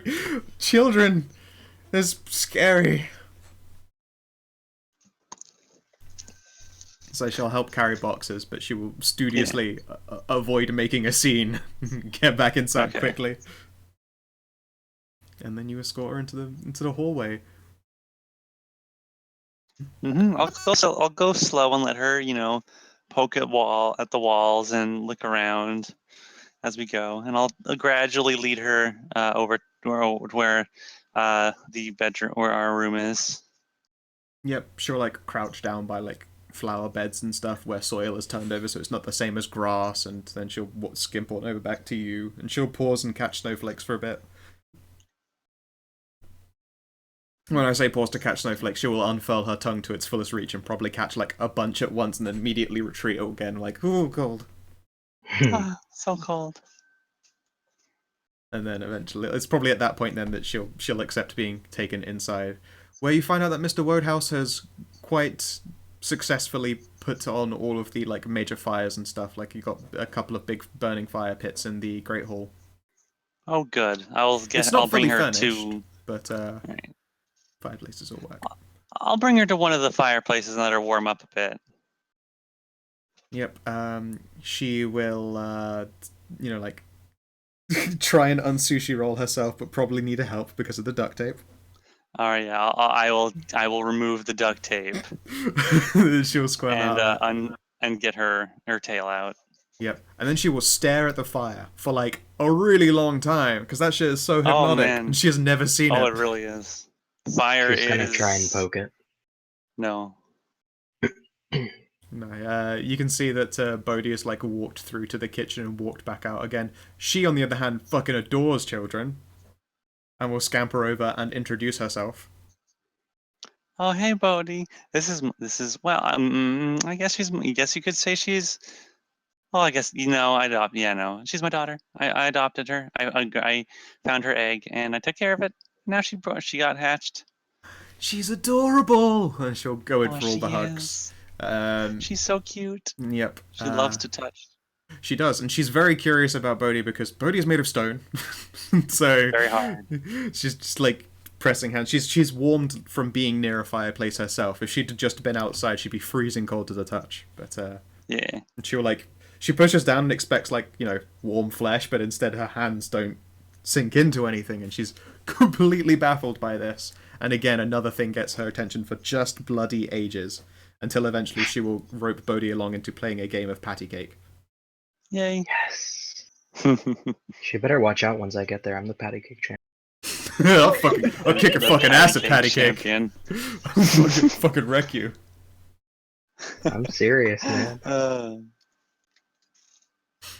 Yeah, Mr. Wodehouse is able to manifest in a light enough fashion that he can carry small things, and in this case he will bring out a tray with 2 cups of hot cocoa. In fact, 3, sorry, there's one there for Dirk as well. Dirk's not people. Dirk is people. Dirk's absolutely people. He pauses and goes, I'm unsure if the young madam there is a drinker. At this age, probably not. Liquor would be bad for her. She can eat and drink, yeah. Ah, wonderful. Just make sure it's not too hot, though. He pauses, goes, I would blow on it, but I am incapable of doing so. Yes. I'll do that. He'll hand you both the mugs. Yeah, I'll do that. I'll put mine down and I'll blow on hers. And I'll try to get her... Oof, this is going to be care. I just want to... She's not great with mugs. No, I can't admit, no. She is not fantastic. I will help her to hold it, and I'll blow on it, and so it's not too hot. Then I'll just very slowly let her sip it. Yep. And then Wodehouse will float off again. In this case, actually, wait, how does she react around a ghost? Because he's he's mildly see-through, and he's only his hands appear solid because they're. She can't touch him. Yeah, but she can't touch him, so she just go. She doesn't feel safe around something that she cannot touch. She will burrow into you a bit, and after her first touch just goes through him, she'll just scamp back okay, this is flies in the face of everything. People are for touching. This is too much. People are for contact, and none could be made with Mr. Wodehouse. So we have Hassie, who is afraid of children, and Lana is scared of things that she can't touch. How's Wodehouse feel about Dragon Satyrs? Wodehouse is fine with Dragon Satyrs. If anything, he's probably it's nice having entertainment around, because she's actually a bard and probably knows classics that he would appreciate. Yeah. How does Lana feel about the TV? Oh no. What kind of TV did you watch? If any at all. Oh god. Oh, Magic School Bus is my favorite show. Magic School Bus, you fucking jam. That's pretty good stuff. It's on Netflix. Yeah, it's more what does Mahara watch? Mahara probably didn't have a lot of time to watch anything much with Lana around. She can't touch the people on the TV. That too, actually. Her reactions around TVs were probably not great, but eventually came to realize that this is just a thing for observing and watching. I'm just looking for shows and stuff that were on. Adventure Time has been around since 2010. Adventure Time. Oh, wow. That's probably a Mahara kind of show. Yeah. She doesn't get the context, but bright colors, so she is so down with that shit. No idea what's going on or what they're saying, but damn it, that's pretty. Yep. Yeah, I mean, you would estimate that she's probably pretty intelligent, all things considered. Mm-hmm. But she just has to learn. Yeah, she has a lot to learn, like language and context and things. Yeah, she sort of lacks for just understanding of a lot of the things that she's looking at, but she does try to understand them as well as she can. Her memory, particularly, is the one thing that you can't seem to catch her quite out on. If she sees you do something once, she'll probably try to do it that way every time. Apart from feeding, for some fucking reason. It's probably because you also don't have like an 8-inch tongue. Yeah, I don't have one of those. God, her stat block is actually pretty good. Yeah, it's pretty good. Like she's getting a character sheet. I don't know, just sort of like doing that gradually on the side as we go. So yeah, that's moving her into Castle Drimnar. Okay. How does everyone's bedroom look, by the way? Dirks has got a whole bunch of Pokemon posters. Of course. Of course, come on. Do you do that thing where, since it's two people in a room that are pretty different, like it's just one is all of your posters and then the other side are all of hers? Yes, of course, yes. Yeah, alright. So you've got like all of your stuff on one side, and then she's got like posters of metal bands and pretty boys, and also what appears to be actually really, really nice artwork. It's very abstract and hard to gain a context for. Like, if it were possible, she would totally have, like, you know, when even the wallpaper goes half and half. They don't go that far. You know, just because that would sort of steal away from the glory of it being a castle. What does Hunter's room look like?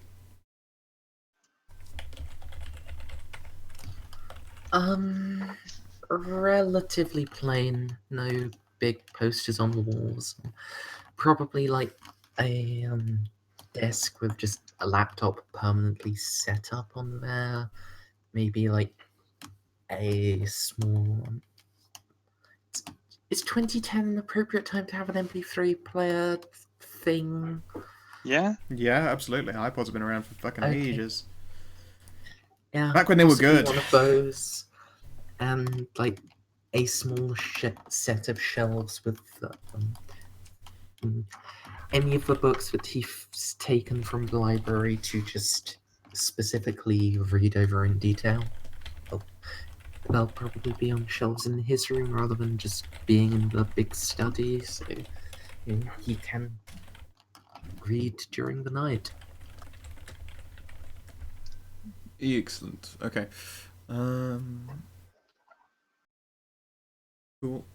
And Mahera, it's going to take a little bit of time for you to get your room set up how you like it. There are two beds. You suspect that it isn't going to work for keeping her to one bed, and she will end up on you pretty much every time. But there are two beds. Yeah, there are two beds. Whatever. Probably get away with just stealing the bedding off of the second bed and just having double bedding bed. So it's extra comfy. Maybe we can just push the beds together and just have one big one. Then that'd probably work better. Cool. You probably need Dirk's help doing it because it's a large, pretty richly appointed bed. How big are said beds? I would say that they're just slightly bigger than your average single bed. So putting them together, you're essentially looking at a queen. Okay. Yeah, that'll work. Cool. It takes a little bit of doing, and eventually it gets set up. You have like just in this bedroom alone, you have way more space than you're used to, and she seems more comfortable now that you are starting to like put up things that belonged in the last house. Yeah.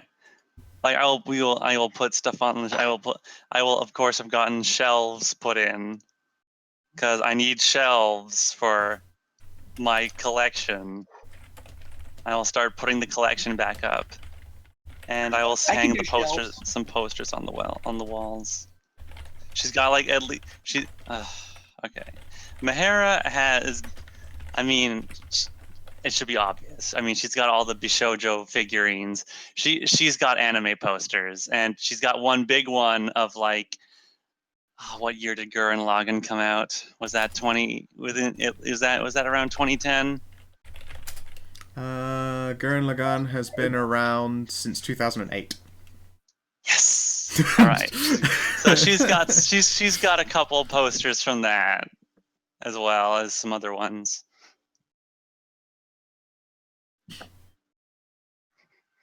She probably also has some. She's probably also has some Gundam posters as well. Yep. Style. She's probably played with a few of your Bishojos, and probably not with the dildos. You have presumably not let her grab those and mess around with them. What with her propensity for holding things and putting them in her mouth. Yeah, not a good move. Probably not. I'll probably have you know that I cleaned them thoroughly. Oh, they all took a round in the dishwasher afterwards. Oh God. Still, no, it's the principle of the matter. It is the principle that matters, yes. Because you know where they've been. Clean or not, you know where they've been. They've seen things. No, yeah, I'll keep her, try and keep her away from the dildos, but I will let her play with the Bishojos. Yep, she totally has just there is obviously one that becomes her favorite. Is probably like a Naga one, because it is snacky. Snacky. How long until the Kigumaris Oh shit! arrive? The Kigurumis, it'll be 3-day delivery. Damn it. Okay. Well, I don't know. Does Mihira have Prime? Prime. Well, I mean, she's affluent, so she'd probably shell for quick deliveries. For a quick delivery on, considering what this is for, so. Alright. Yeah, I mistakenly hit one of her little macros, but Lana has an attack. Oh, she does. It is non-reliant on her attributes. It's just if she can get all of her around someone, she's probably going to be able to suffocate them. Charming. Yep. There you go. So, it takes some settling in, and she'll help you somewhat. She gets the prospect, at least, of setting up the shelf. Yeah. And, that's all the moving in. I don't know what Sandra's room would be like, but she's got that set up, and, as of right now, she said that she will move in a little bit later, because she's currently, she's in those final processes, and moving around isn't that much fun. Once the egg is out, she'll move into her room. Oh man, she really likes okay, so she likes touching things. Okay, that's a smart, okay. I'm probably gonna do that. Okay, that's alright, I'll have to buy those later. I now wonder what this is all about. I feel it's just big mittens. Confusing mittens, so she can't grab things. Just baffle her. Yes, and Lana will take a bit of time to get settled in. No, my idea was that I'm going to decorate the room in textures instead of not just posters. Like tapestries and carpets on the floors, of different kinds, so she can touch them and feel them and roll around on them. Yeah, I mean, and just enjoy the feeling of things. If you got climbing hooks and shit like that put up across the top of the ceiling, she would probably be cool with just clambering all over that shit too. She's not quite gecko-like, but her ability to hang on to a sheer surface seems abnormally decent. Abnormally decent. I'll have to think about that. Yeah, Lana likes bright colors and touching things. These are two primary likes. Then I know I have to make a rush order for something to come to the castle. I'm gonna buy a lava lamp. That's a good move right there. She can't touch that though. You can. There are lava lamps that don't have I've had one before that hasn't got the bulb heating up the actual body of it either. Ah. Yeah, you can get safe to hold ones specifically for having children around. Hey, these won't burn your kids. Okay. I'm gonna get a lava lamp. I'm gonna buy one of those little one of those neat little plasma balls with all the lightning coming off of it. Yep, you should be right into that. I've always wanted one of those things. I've just never ever I've never been able to justify buying one. Yeah, now you have an excuse to just buy really weird shit that goes on desks. Like, the I want one of those website where it's just full of weird shit to fill your room with. Now you can finally browse that to your heart's content and know that you're getting it for someone who will enjoy it. Lava lamp and plasma ball. Yeah, have you ever seen I want one of those? It's pretty great. I want one of those. AK, I woot. And it's just random bullshit for your house. Globe whiskey decanter. Oh, that's cool. I like that. That's the first one. Yeah. That's the first one. That's good. Oh, that is so cool looking. Yeah, there's all sorts of sweet shit on that site. Indeed, this is literally a site of I want this weird bullshit. Gimme. I want that. Now that I've done random advertising for some site, whatever. I'm sure they would love to be associated with this game. Let's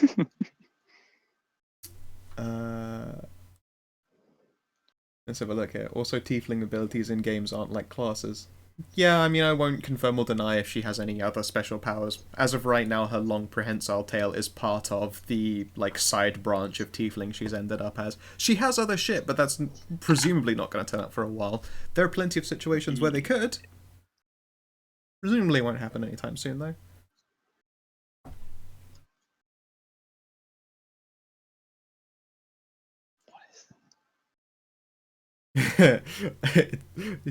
Someone in the chat just said, I have one of those. It's right beside me. It's fun for about a week, and then it gets old, and then you feel a bit guilty for buying one. Yeah, but you don't have the attention span and, willingness to just continually touch the bright, shiny thing as a child does. Okay. And now I believe it is time to make a phone call to one Vex Fairdry. Yeah, I'll make that call. Yeah. Get curious enough to call this number. Yep. You have with you, still probably in the same sort of go bag that you got it in. In fact, it's probably that it turned up while you were unpacking your room. Yeah. You've had shit to worry about. It is a burner phone, some of Nyx's cash, and a card that has Vex's name on it. Written next to it is just in brackets, that asshole, and then beneath is his phone number. That asshole.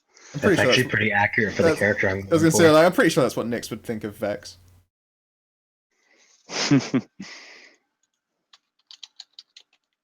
A burner phone is a burner phone is just like a one-use phone or something, or temporary. It's a disposable phone. It's a disposable phone. It's probably got like a 10 in credit on it, so it can be used for a bunch of calls, but it's mostly used for the anonymity aspect. Okay, I'll probably use the burner phone to make this call. Okie dokie. Because I don't know who this is, and I don't want them having my phone number. Good point. Okay. So, you make a call, and where is Vex right now? I hadn't actually decided on that. Let's go with New York. Okay. So, when you make the call, it takes a while to connect because you're phoning, New York. Cross country. There is a delay involved, and eventually there is a ringing on Vex's phone. It's from a number you don't recognize, Vex. Alright, so the phone is ringing. It's picked up and it's answered. Who's this? Hello. Was the name on the It was on the card. Yeah, it's on the card. Yeah. It doesn't just say that asshole. No, it says Vex and then in brackets that asshole. You can assume that asshole part is probably not part of his name. Okay. Is this am I speaking to Vex? This is he. What do you want done? I was looking. Oh, No, that was an actual pause. I was thinking about what he just said. That he said that immediately. Says a lot about Vex and right off the bat. That's it. That's exactly what I was. Nice. Okay. All right. So look, look, some stuff happened, and I don't know your association with them, but I found your number in a bolt bag belonging to Nyx. That little elfie asshole. Ah, so you know, okay.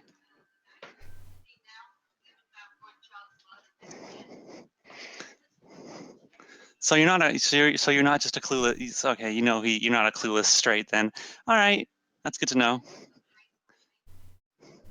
I don't know what you were to him, but yeah, what were you to this guy, to Nyx? Were you a buddy, or He stayed with me for a while after coming through to this world. Okay, I hope he didn't owe you any money, because you're not getting that. He owed me a fuck ton of money. Shit, pal. Sorry. Yeah, he's dead. Ah. Sorry. I assume you have some of his possessions since you have his bolt bag. Mahara will not say anything, but will look over at the shelves. You could say that. That's actually not what I was thinking. Yeah, you could say I got some of his stuff.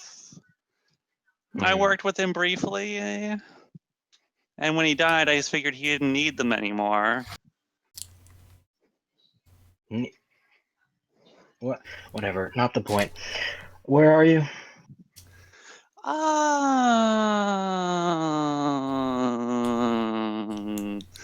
I don't know. I'm not too sure if I'm going to tell you where I am right now. I don't give know me a you. public place near you. I need to go through his stuff. He owes me money. Okay. I will give him the address. You could give him Nyx's address, I guess. But it's been a few days. It's been several days. Is that place safe still to go to? You wouldn't know. I mean, I'd just say, out of character here for a moment, the broken table would be a good place to give. Like, you can meet them there and then take them over to the apartment. That's true. Yeah. That's neutral territory. I'll give him the address to the broken table pub. You're in the UK. Problematic. Ireland. Whatever. It's all one of those European places. It'll take a few days. I'll get there. I'll let you know. I'm assuming I can call back this phone once I'm there. Burners can take calls, right? Correct. Yeah, just don't lose the number. This is not a real phone. Seems like him. All right. I guess I'll make my way over to Ireland and meet you there in a few days. Okie dokie. Can I get your name for who I'm looking for?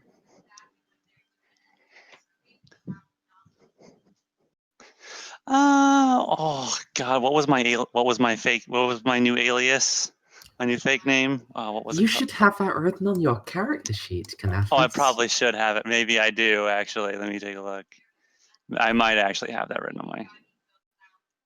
Claudia.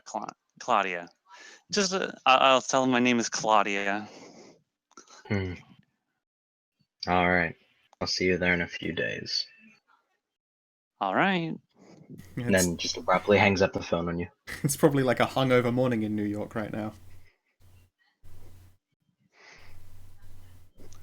Yeah, not very pleased right now. Yeah, I got woken up. Told him to get his fucking money. That dude owes him tons of money is dead. It's not great. I mean, there's a little bit more to the relationship than just owing money, but right now, like, he doesn't know any of you well enough to, like, actually say that, so... Yeah. I figure there's more, but... that's all there is. Right now, that's all there is to go by. Maher figures a few things from this small interaction. This guy's in the know. He's obviously is called frequently to do certain tasks because of how he just immediately picked up the phone and asked, "What do you need me to do?" He's like, "Okay, that's the kind of person I'm dealing with." I have no idea what you mean.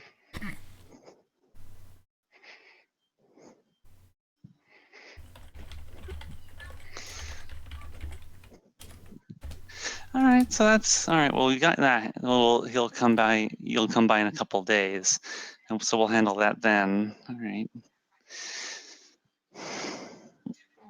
What should we do in the days that for getting to the broken table thing?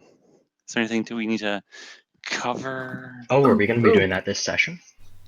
How long have we been going? Let's have a look here. We've been going for 2 hours and 45 minutes. So, I mean, you've got plenty of time if you would like to get into your introduction, and you can be there start of next session too. Yeah. Or would you rather we faffed around for some game time while they continue to get settled in, and then next session will begin with the meeting of X? Because that'll also be the same time you can take a job, I suppose. I think I would prefer that just because I'm not like entirely finished. I have like stat blocks and everything made, abilities, items, etc., all that, but I don't like have a full background written out as well as like personality, and I haven't decided on an appearance yet. So it probably would not work out terribly well for me to introduce myself right now. Okay. All right, well, fair enough. Okay. I forgot to take the old job out and put it into the closed jobs folder under failed. Ooh. Failed. So failed. All right, excellent. Not only will we have Vex, we'll have Simon back. Indeed, which means I get to put a really dangerous job in that I had in the banks. Wow, her charisma and intelligence are really high. Yeah, she ended up pretty well for that. Like, she got very appropriate stats. 8, 11, 13, 16, 8, 16. Like, in the exact order that it was rolled. Because that's how I deal with dice. I do it right.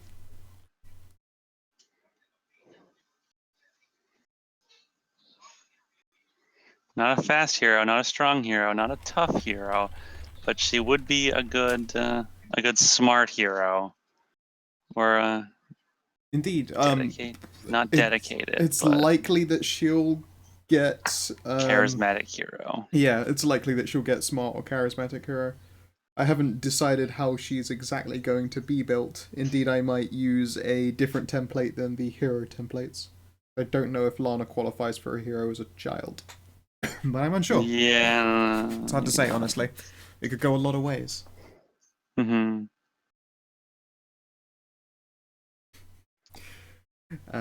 Yeah. So, Dr. Hunter, you want to go get yourself a car? Yes. This whole thing of taxis and bumming rides off Dirk and other doctors, it's not really that sustainable. Especially now that he's down to wealth 9. Taxis are actually expensive again. But a car, at least so long as you can make regular payments on it, which is represented by the decrease in wealth bonus, is not so difficult. Correct. So, are you going for a new or a used car? Because in this setting, I will differentiate. Essentially, a used car is, in most cases, a purchase DC cheaper. For each purchase DC cheaper, like aka the more used it is, if anything bad happens while you're driving the car, there is a percentage chance that the car will break down. The more used a car is, the higher the breakdown percentage is. But it's reflected in the car also being cheaper. Is the best way to describe it. So you could save shit tons of money and get an utter piece of trash, but the moment something goes wrong, the odds of it going really wrong are quite high. Like, instead of a flat, like a chain could slip, something pretty bad. Or belt, even. Are you going to disclose how high the percentages are? I am not. I like to go with the whole surprise you thing. You could just, instead it's going to be a bluffing game. Like, how bad is really bad for you guys? You don't know. I mean, the reality is, I won't ever make a car fail unless you do something bad in the car in the first place. Like, do you remember when you did that really hard braking maneuver when you were being chased by the police? It was admittedly a fucking while ago when you did that. Whoever was driving it. First got with the twins. Yes, in the Halloween episode, you got in a police chase. Yeah. And yeah, that's one of those situations where if that test had been a failure, then something bad would have happened to the car. And if that test had been a failure and you were in a used shitty car, then it would have been really bad for you. But in that case, you hadn't failed, so I wouldn't punish you for it. Like, you pulled off that hard braking maneuver, if I remember correctly, so it was okay. So the gamble is, like, also, because it's also related by use, like, if you never end up doing drive checks in this car, and it's never in any danger, then, you know, it's not really going to break down, because it's not as unfair as real life. Yeah, actually, that works decently enough. Would I be able to knock off a full 5 from the purchase DC? Yes, you can. Yes, you can. Yeah, it's just that with the car I'm looking at, if I can't do that, then there's literally no point. Okay, very well then. Please do tell me about the kind of car that you're looking for.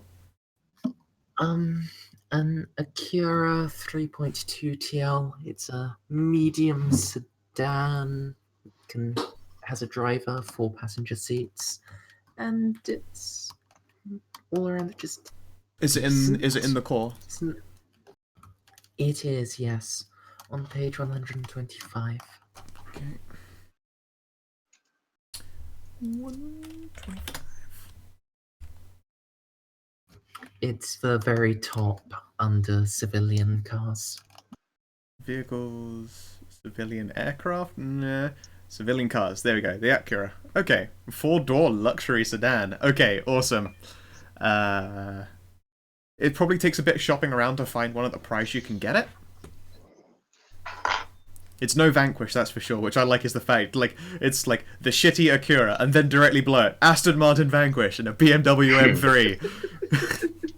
And then a fucking Chevrolet, and Corvettes, and a Dodge. Like it's almost like it's organized alphabetically rather than by use. But also like there is no shit car in it but the Acura. Maybe you can make an argument for the Jetta, but that's it's an old station wagon.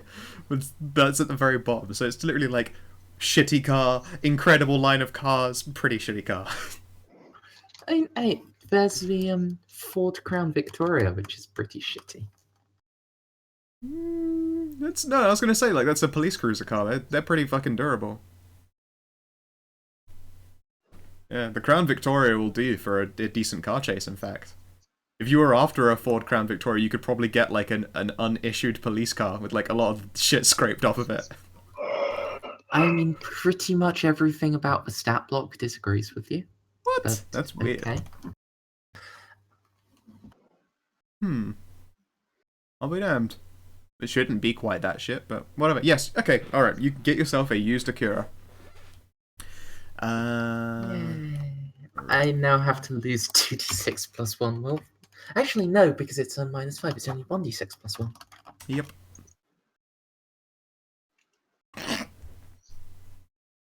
Okay. So you got pretty manhandled buying this, but eventually you settle a deal with a man like it's a firm handshake with a clammy, sweaty palm and a big ol' salesman grin, and you walk out to your Acura, and the paint's a bit stripped in places, and like the lining doesn't look particularly fantastic, but all of the doors open and the car goes. Currently, the radio for it will need some repairs because the only thing in it that works is a tape player, and it's stuck on Creed clearance, clear or revival. It's please God, no. Yeah. You know what time it is? No. I think it's time to call Hera. Yeah, you happen to know someone who is pretty good at fixing up a busted up car. Yeah. So Dr. Hunter will call Mahara. Was it perhaps something you were doing while she was getting moved into the house?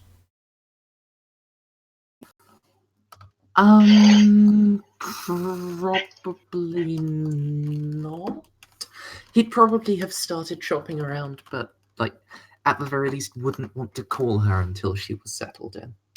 Okay. You probably found it on the day and then, signed all the fucking paperwork off with the clammy bastard the next day.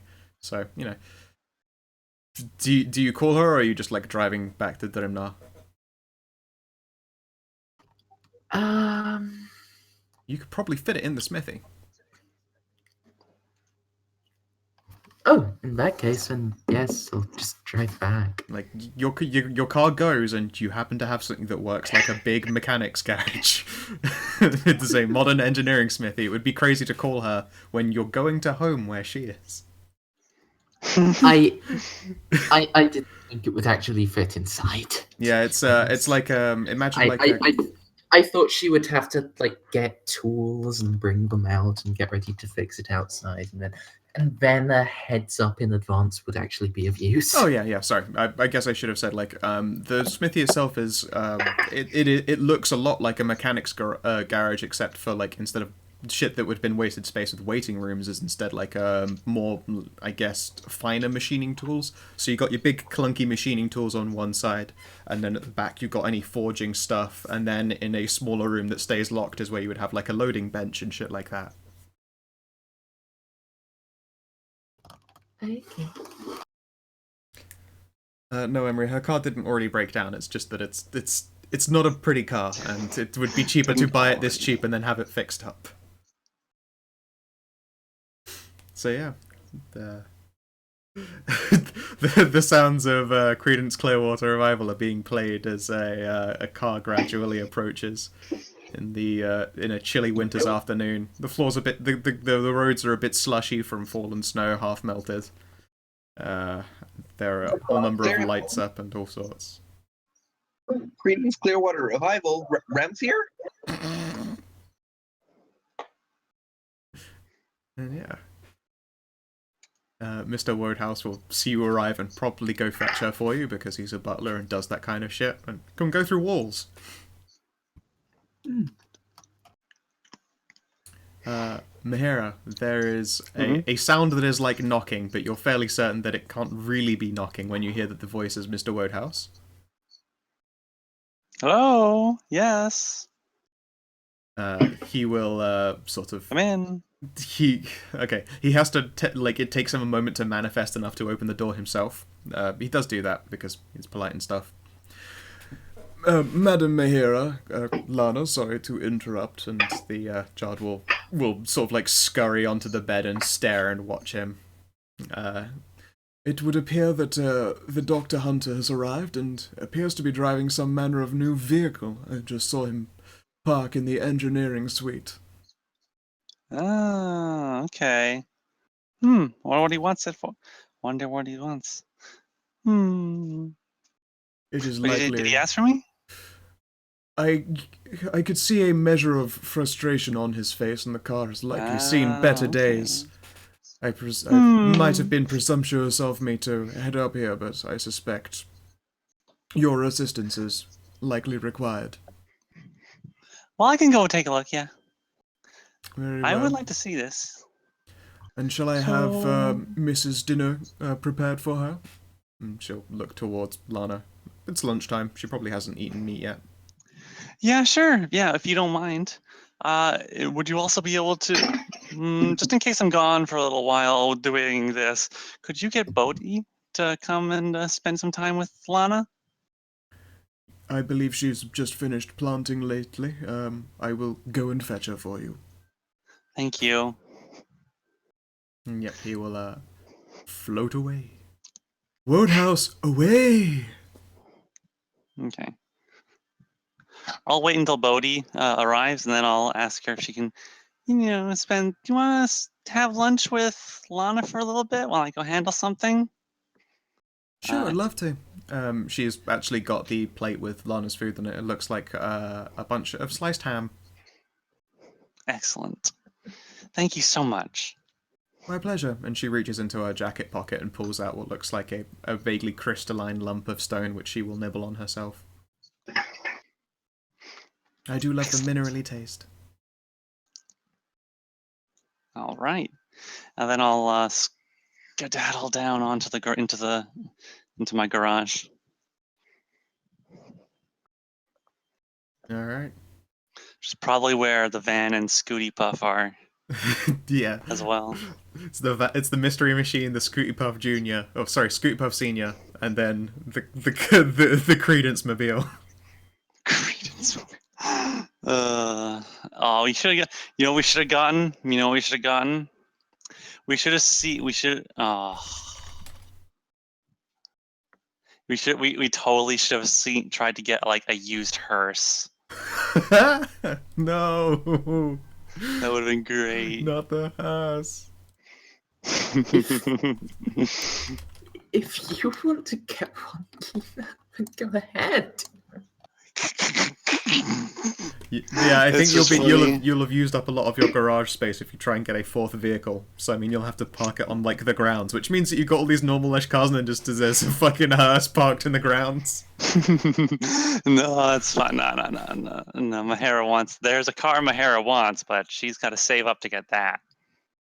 Would it be an Aston Martin, Krish? No. Oh. No, there's another thing she has her eye on, but she doesn't really. After funneling a bunch of money into this castle, she doesn't have the buying power for that probably. Yep.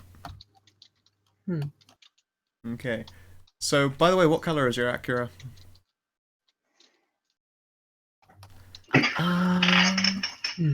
It comes in such popular colors as red, beige, blue, and different beige. Also silver. Sort of silver. That was meant to be a /R, I'm sorry. That's fine. Blue. Alright. So you have a mostly blue Acura sedan. When you pull the car up, the radio doesn't turn off. You have to turn off the car itself in order to make the music stop. But it definitely runs. It got you here. Hooray. There's a soft rattling noise when you do turn the key and it settles down. But you know, you are assured that this is just how it sounds when they're done being used. It's been a little while. I should have just gotten a new one. This isn't worth it. This is going to cost more to fix. Oh. God, this was a mistake. It cost you 6 wealth bonus. You got so shafted. 6 wealth bonus? Yeah. But you know what it would have cost to get a brand new one? Well, it would have been 2d6. Yeah, 2d6 plus 1. Which is possibly more than everything. you. Yeah, which is possibly more than you have total. When Mahara gets there and finds out, she'll be like, "You paid how much for this?" Ugh. There's still you know when someone's washed off the number that was drawn on the windscreen, it's still not even all the way washed off. So if he tries to lie to you, you're like, "That's no."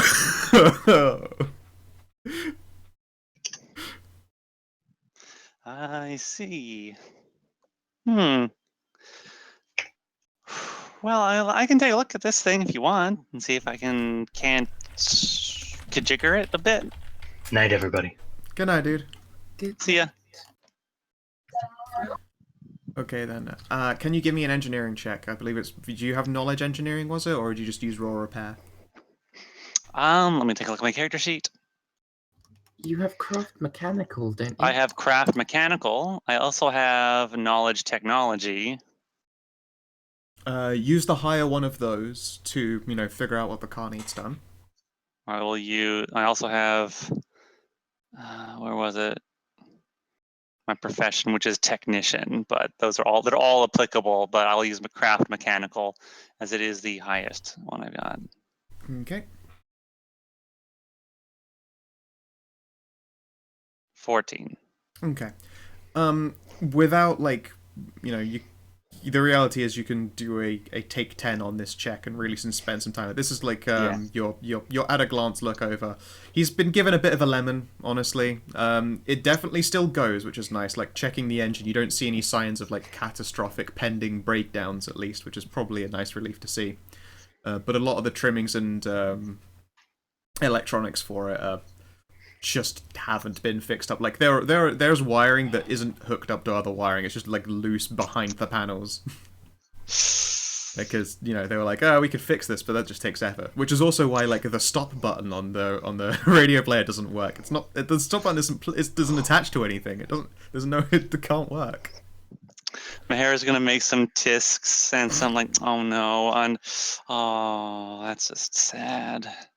Some noises, like, and then we'll come out from the car, under the car, or under the hood, and like, man, you got gypped, straight up.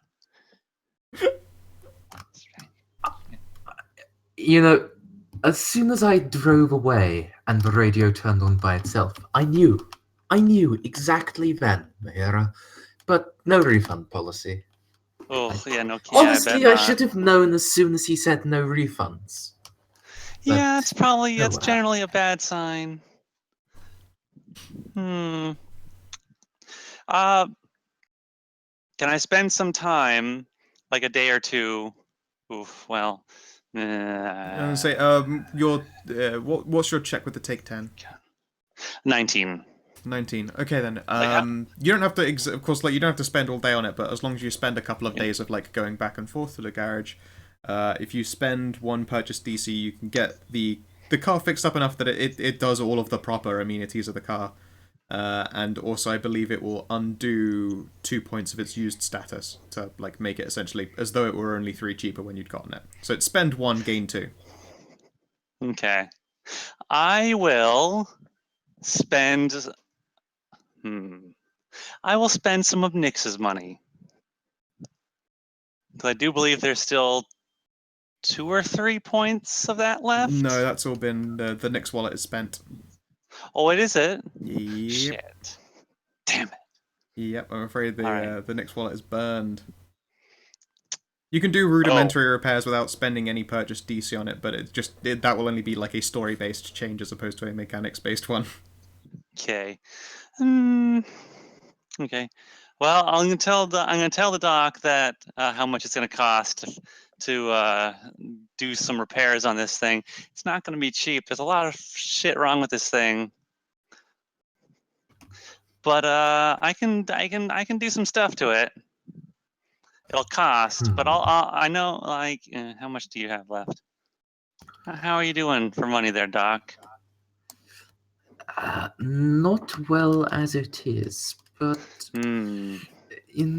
I do have a couple of things I can possibly get rid of that would maybe help out.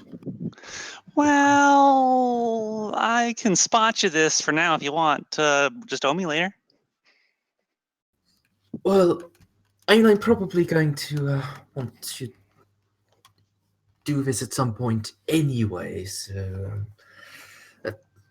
if you get to work on it, I'll try to get by this new cash as quickly as I can, and if we wanted to make some fast cash, we could always re-black market all that C4. I was just going to re-black market my old pistol, but you do have a point. We don't even have to sell all of it. There's a lot there.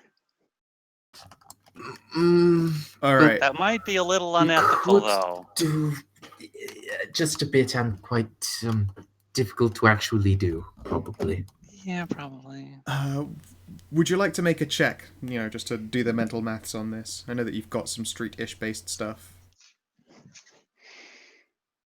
Well, there's your problem. I've got. I can do like a streetwise check. Yeah, streetwise will work. I do not have a high streetwise. This is one of Mahara's not good things. Oh well, okay then. That's probably because it's not good. +4. I don't even know. I still have a -1 to Streetwise. Yeah, but you got street she's smarts. a smarty pants. Yeah. Okay. It's possible that at some point down the line, when you've been looking into getting a mildly nefarious shit, like you've looked into explosives, one of the issues is with doing this stuff in Ireland is that, sure, most black markets would totally buy and sell even C4.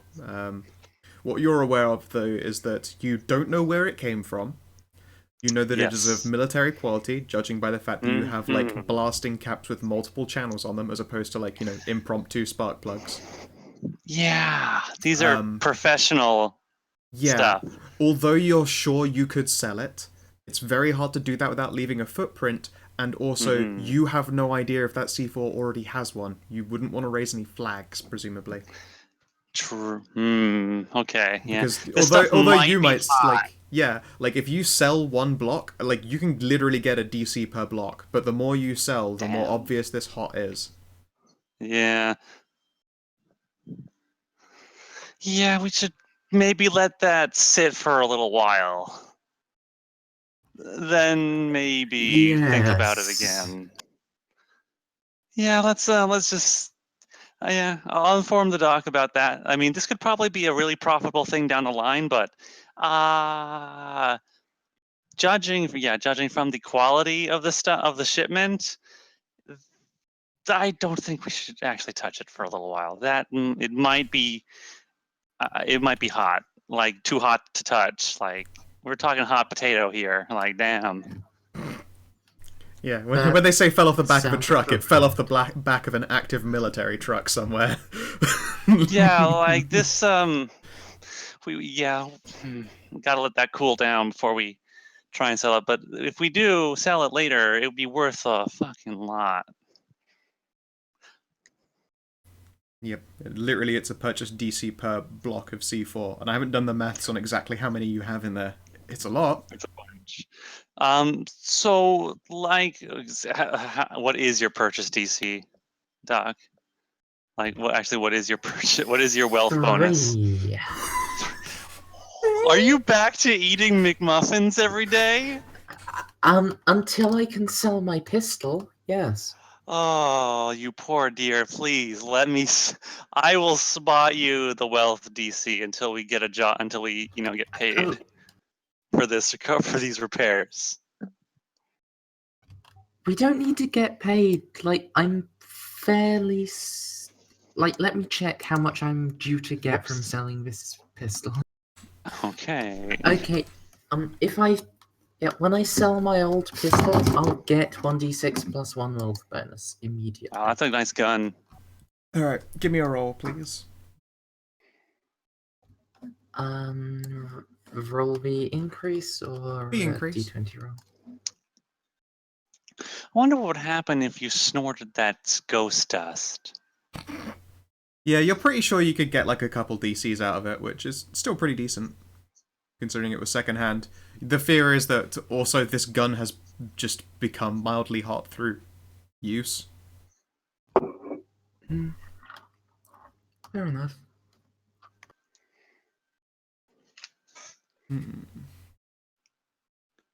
Yeah, when you go to like your usual quote unquote black market guy, he's probably the one who's footed you some stuff before.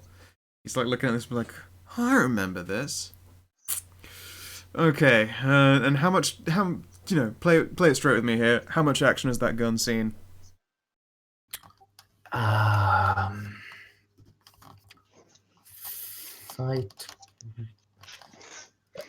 You remember a couple of months back around Halloween, there was this big fiasco in a nightclub, right? Loads of massive gunfight, loads of bodies. Yeah, he does that the tongue clicking thing and just sort of sucks in a slow breath and goes, I'm gonna write down a number and this is me being nice to you, buddy. And then he slides it across. I will say, I did only fire like 3 shots there, but there were shots fired from her there. Yeah, no, that's and he taps the card again. That's all you're gonna get off me. You could try and sell it to some other guy and he might offer you more money because he doesn't know if you don't tell him this. But also, probably don't want to piss off the arms boy. I have to go and get this thing, cleaned again. I don't know. Yep. Alright. You gain 2 purchase DC. You're now up to 5. You are out of McMuffin territory at the least. Jesus. You can do vaguely regular grocery shops.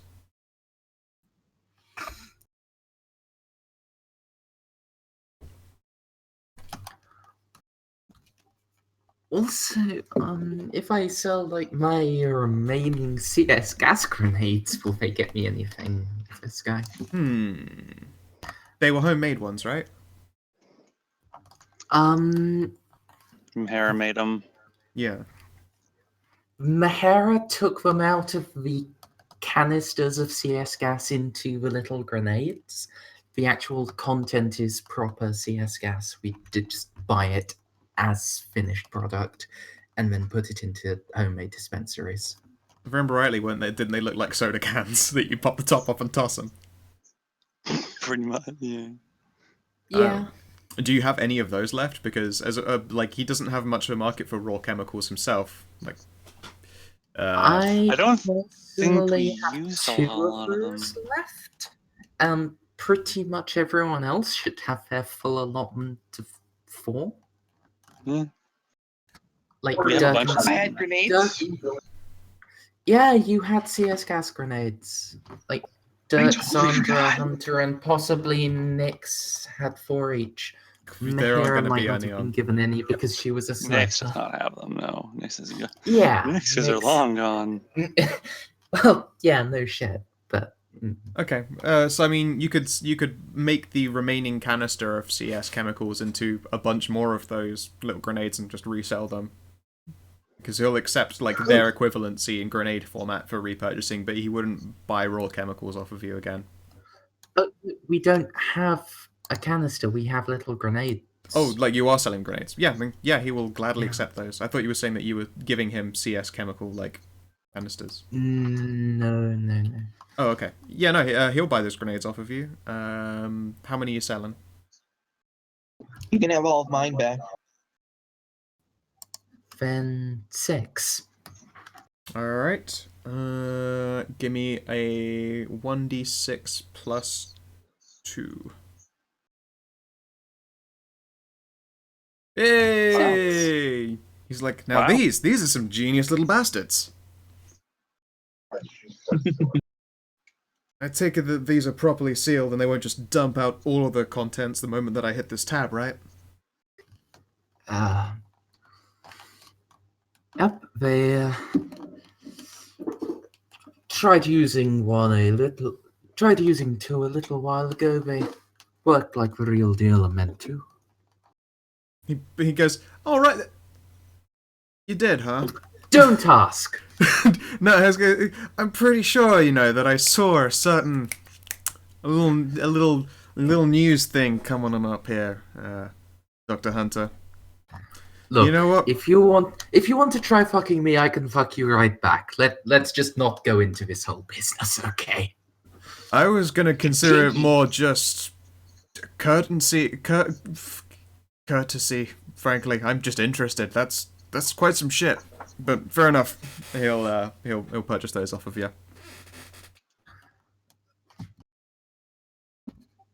If you're saying it's quite some good shit, I can possibly get the person who put them together like this to make some more in the future, but...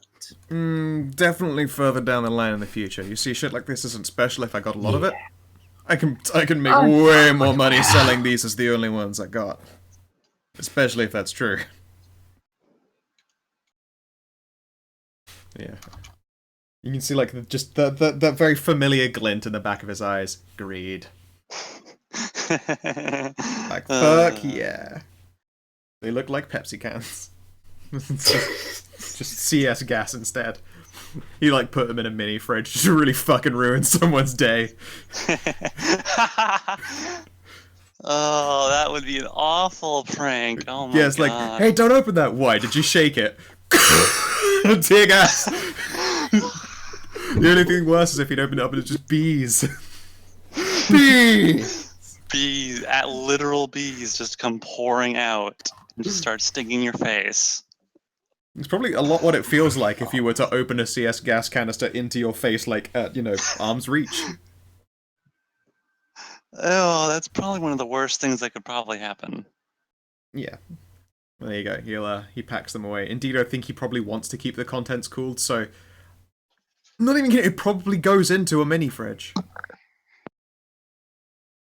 Along with a lot of bottles that look like they've had a bunch of like rags tied up into them, and then the like saran wrap covering the top of them, so that it doesn't just expend vapor.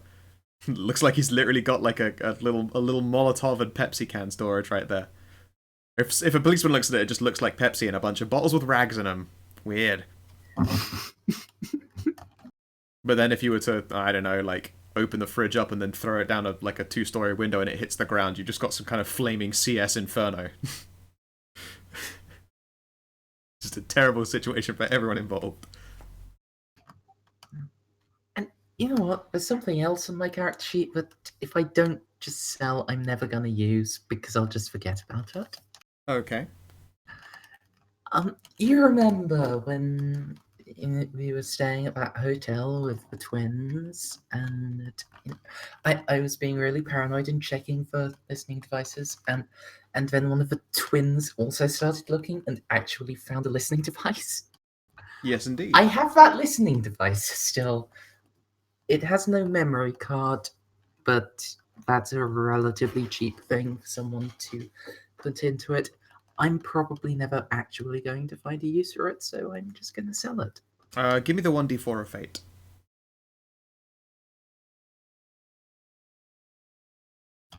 3? Yeah, he'll take it off of you for 1d2 purchase DC.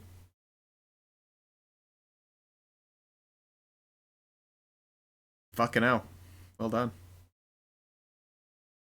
Very nice. Okay, so now you're probably looking a little bit healthier in the money. You're up to 13 now. Yep, I've literally gone up by 10 across these. You are now at the same wealth bonus as Mahara. Hooray! There you go. You get to come back with Subway sandwiches now. And you know what? He probably will. He'll probably come back with a lot of Subway sandwiches. It goes past the McDonald's with disdain. A look on his face that I don't know if Mahira has known him long enough, but Dirk would recognize as a great horror closely averted. You don't want to find yourself in that financial situation again. The aftermath of the oh shit button. All handled. Alright, great. So you managed to restore a number of your dwindling funds. So do you want to buy more upgrades to the... No, not kidding.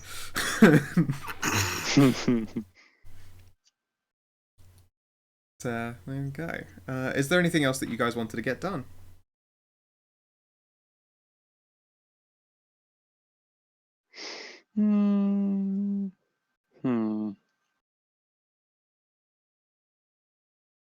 Just so you're aware, pets, a lot of like the typical criminal moving shit is starting to take like it's starting to get a bit down low for Christmas. Really, the only people who seem to operate in December are like high crimes, and that's like cramming cocaine into miniature Santas and shit like that.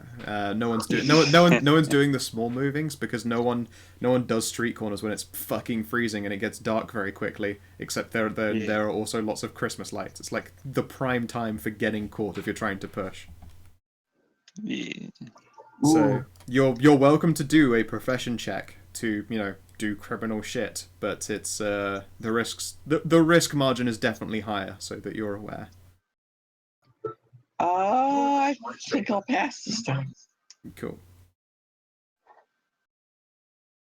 You only owe Mahira one purchase. Just DC. one purchase DC.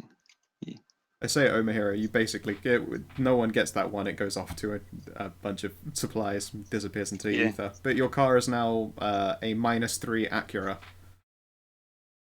A -3 instead of opposed to a -5. Correct. If you can record your car, you are able to get the tapes out of the tape player. It now works just fine. Indeed, it's now a CD player. And it's got like a little MP3 jack, so you can, plug one into the other. Hey, woohoo, wonderful. The brakes needed changing, and they have been. There is no more like rattling in the engine. It sounds like something had ended up in the fuel tank that thankfully hadn't been like hauled into the engine. That would have been rubbish. Ugh. And yeah, some of the tires had a little bit dodgy pressure. They've been changed. The typical maintenance shit that's just sort of fallen behind. And then you freshly paint it up in its prior blue. Okay.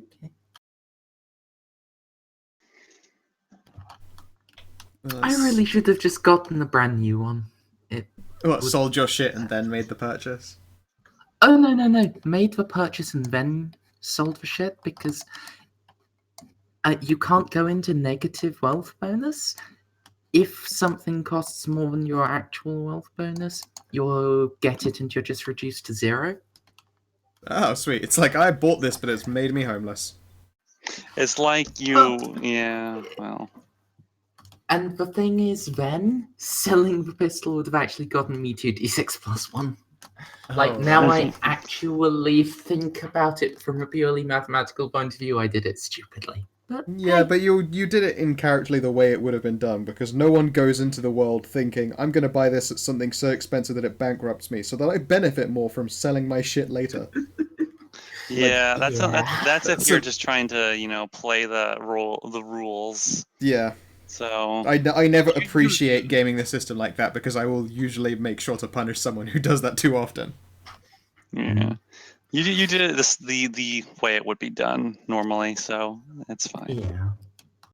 Yeah. Stolen Christmas ornaments. Yeah, there's a huge market right now for stolen Christmas ornaments and tinsel. Let's see here. What does Lana get up to in this interim, passing of days?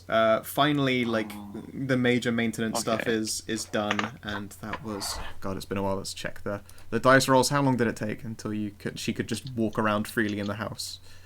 It was 6 extra days. She was born on the 7th, 6, 13, 14, 15. So it's the 21st. The work on the castle is done enough that she has freedom of the house. She can go wherever she wants in the castle and, not be in obvious view to people. Do you let your child off the leash, Mahira?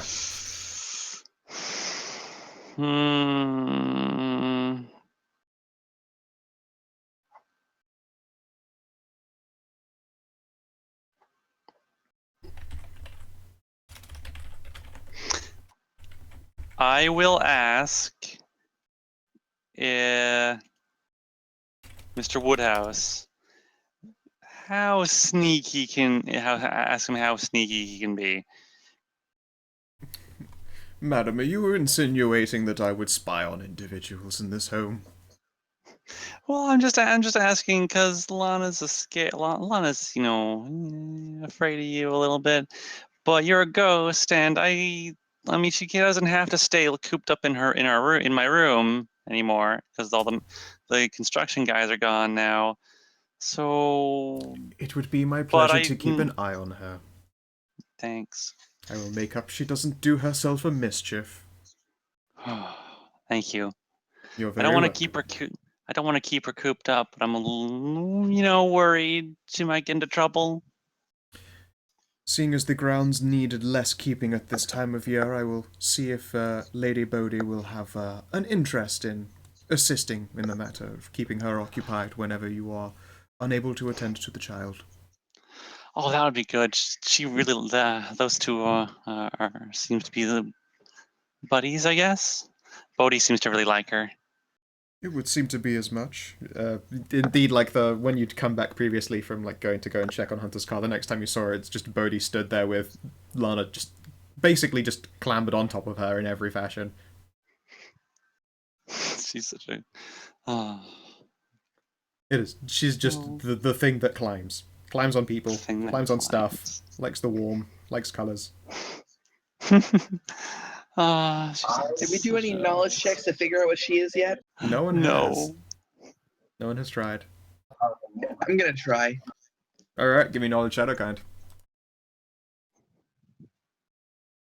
Ooh, okay, let's see here. That's good for Dirk. That is good for Dirk. Alright then.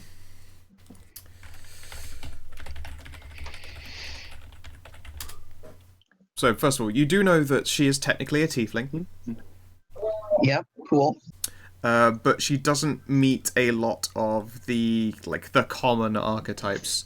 You're unable to figure out exactly what she might be capable of, just because she's got strange markings. She came from a particularly strange demon. Let's have a think here. And you don't know what the origin was. The assumption is that it was human. That she had sex with the demon mother had sex with a human in order to create that egg in the first place. But it would have acquired the features of whatever's butt it was inside. The assumption is human, but at the same time, it's not acquired half human blood in the same way that a tiefling would. They have a very small share of infernal blood in their bloodline, whereas this is a direct half-y-half. And makes sense. Yes, Hunter can do a knowledge Shadowkind because it's tiefling in the rawest sense of the term. Hold on. I was asking if I could use a research. Yes, yeah, that's what I said. Yeah, you can go for it. I was just saying what Dirk knows. Yeah, she falls into the category of a tiefling, except it's more appropriate to say that she is a half demon.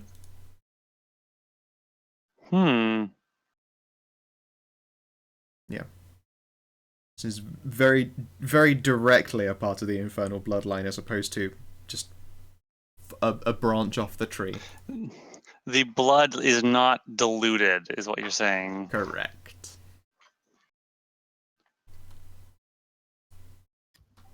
21? 21. Okay, then. You can ascertain that her other half subtype is human, which also likely means that Sandra's is going to come out looking pretty familiar. Let's see here. Rate of growth, prehensile stuff. She's got a lot of this whole snaky vibe going on to her. She's got the exceptionally long tail. Her limbs are decent for moving around and walking on, but she seems to like this whole high places concept and being clambered onto stuff. In a way, it kind of reminds you of a constrictor. You wouldn't be too surprised if this variety of tiefling sort of inherited a measure of powers similar to a Naga subtype. Okay. So powers and stuff that a Naga is capable of producing, or something like a Lamia, something along the lines of one of the snake creatures. She's likely going to inherit powers. If she hasn't already got them and not used them, it's honestly hard to say in that context because her rate of aging is uneven. Let's have a look here. Is there any of the ones in here that are technically obvious enough? Luna.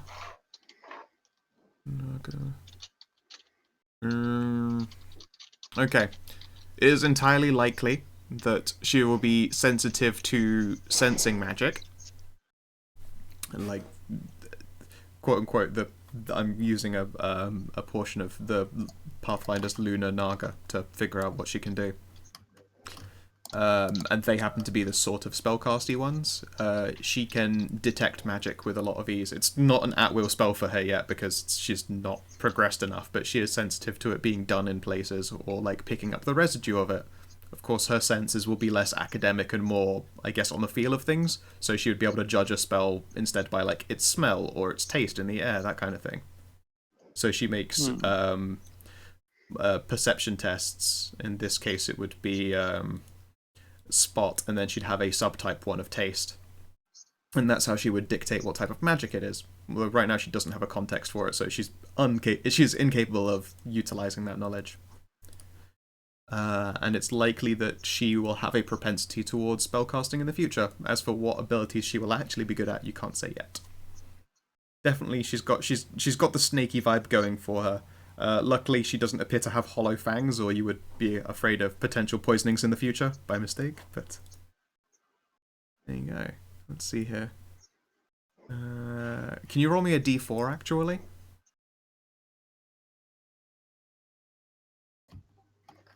Canathus? Yeah, Kina, can you roll me a d4? Oh, sure. Actually, that was the right one. Okay, yeah, d4. Ooh. Okay.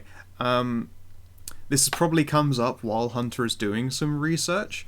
Like, just staring into her eyes for a while, he mentions that she's got some, like, vaguely Naggy features to her, and you remember that her eyes glowed a little bit in, like, the night sky. Oh yeah, that was cool. And you're staring at her eyes, and then you're staring a little bit longer, and can you make a will save for me, please? Uh-oh. Who, me? Yep. Oh.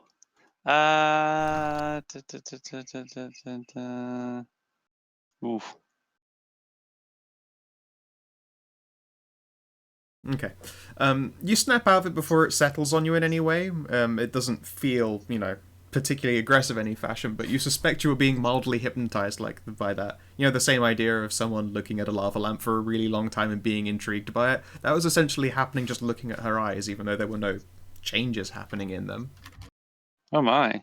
Yeah, you would suspect that she has some kind of mild hypnosis capabilities. That's cool. Yep. That'd probably work off the charisma stat. It would. Indeed, the save for hypnosis is charisma-based. She doesn't. Cool. She does not have full hypnosis and will not have that for a while. But it basically fascinates people who look at her for long enough and fail a save. She's just fascinating. Yeah, she is.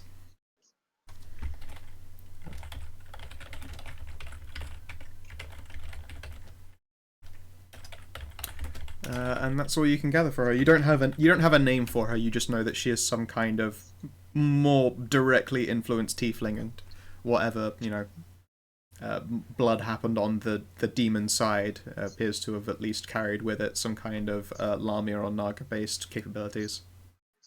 Cool. Yep. So if you look too deeply into the void looks back, and then you want to take a nap and snuggle. Sleep or snuggle. Both, frankly. They happen at the same time pretty frequently. Yes.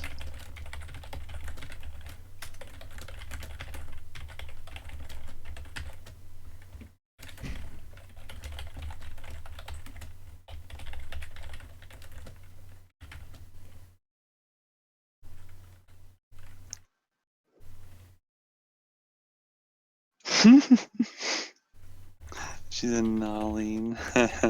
She is a Nalene, oh god. Snake kitten. She likes to climb and cuddle and colors and...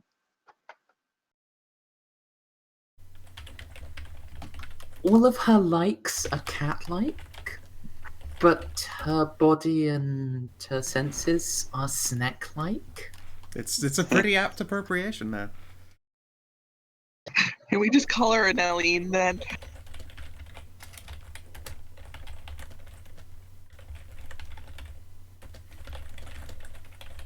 There we go. Okay.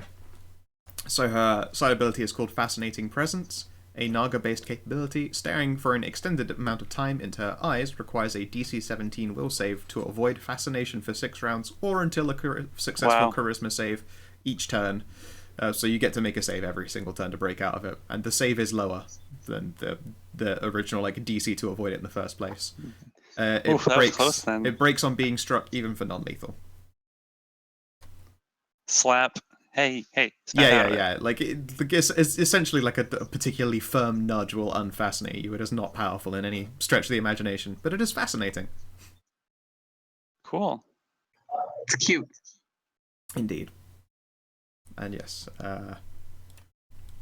sense magic scent can taste / smell magic.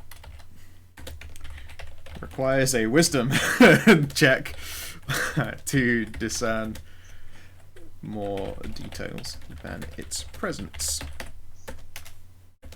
It's a perception check to notice in the first place. That's her capabilities. She ain't gonna be good at that for right now. No, she's useless at being able to discern whatever it is that she's smelling, although she can definitely smell magic when she's around it. She can fascinate, but lacks the capability to use it in an aggressive fashion. And she can cross grapple, but it requires her to have spent an entire round, like, getting wrapped around someone who isn't struggling. Mm-hmm. And then she can suffocate them. Which is not pleasant, and she would have no reason to do so, but she has got the capability.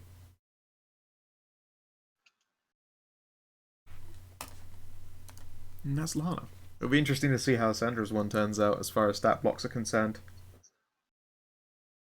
Or that one sadly won't be for a while yet in game time, because the egg will be quite small when it comes out of her butt. Also, I have an eyelash stuck underneath my eyelid. It's very distracting. Ooh, that's the worst. So distracting. Oh. Wait, do you have any saline or whatever to rinse it out with? No, it's fine. I just need to essentially have my eye closed and then stroke my eye until it makes its way to the middle, and then when I blink, I can just pull it out.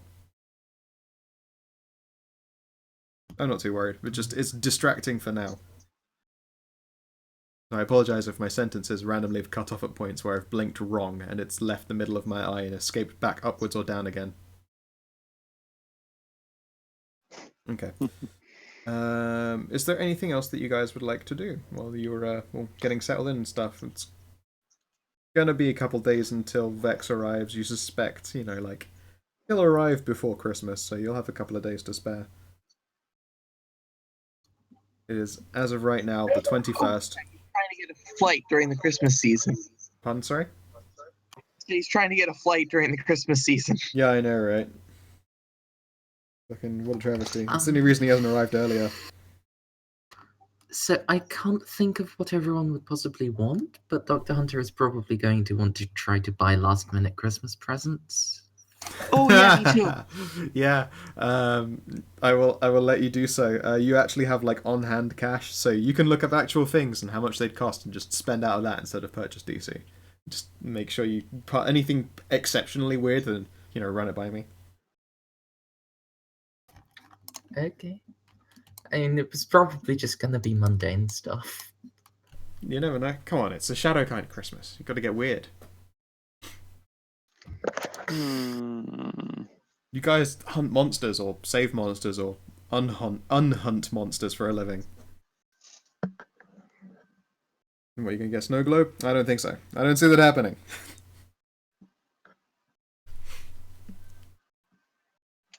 Yeah, I have $8,000 on hand. I'm pretty good.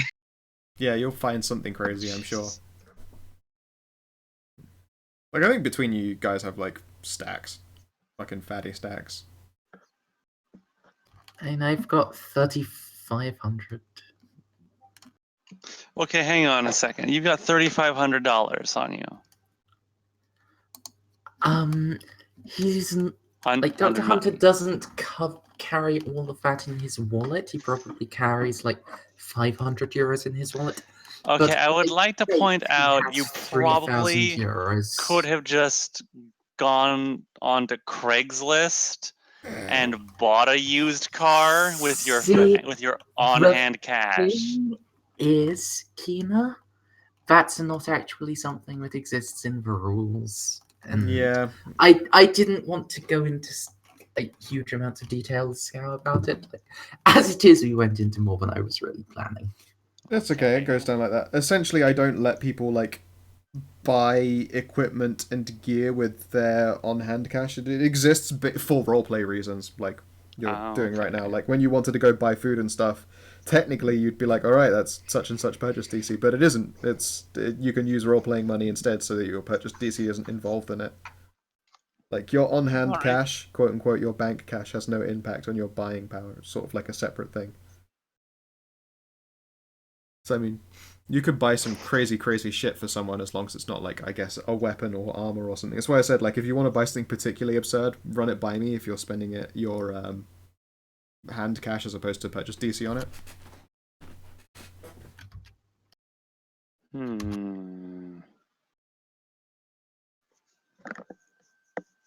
Oh, I nearly got it. Damn. Oh, it escaped again. Oh, it's so distracting. So annoying. I'll get it. I'll get it eventually. Just lots of blinking. Alright then. I believe then that will be that for this session, you guys. Alright. I apologise that it wasn't particularly action-packed, but I hope you enjoyed yourselves regardless. Oh, Absolutely. Yeah. Lana Love a nice turned out time session. very adorable. I figured you honestly needed a cooldown session after the last one, which was 5.5 hours of constantly hoping you don't all die. Yeah. That was a long session. So with that, thank you very much for playing, you guys. I hope you enjoyed yourselves, and thank you very much for watching stream. Or if you're watching on the YouTube VOD. And thank you for running it. This is delightful.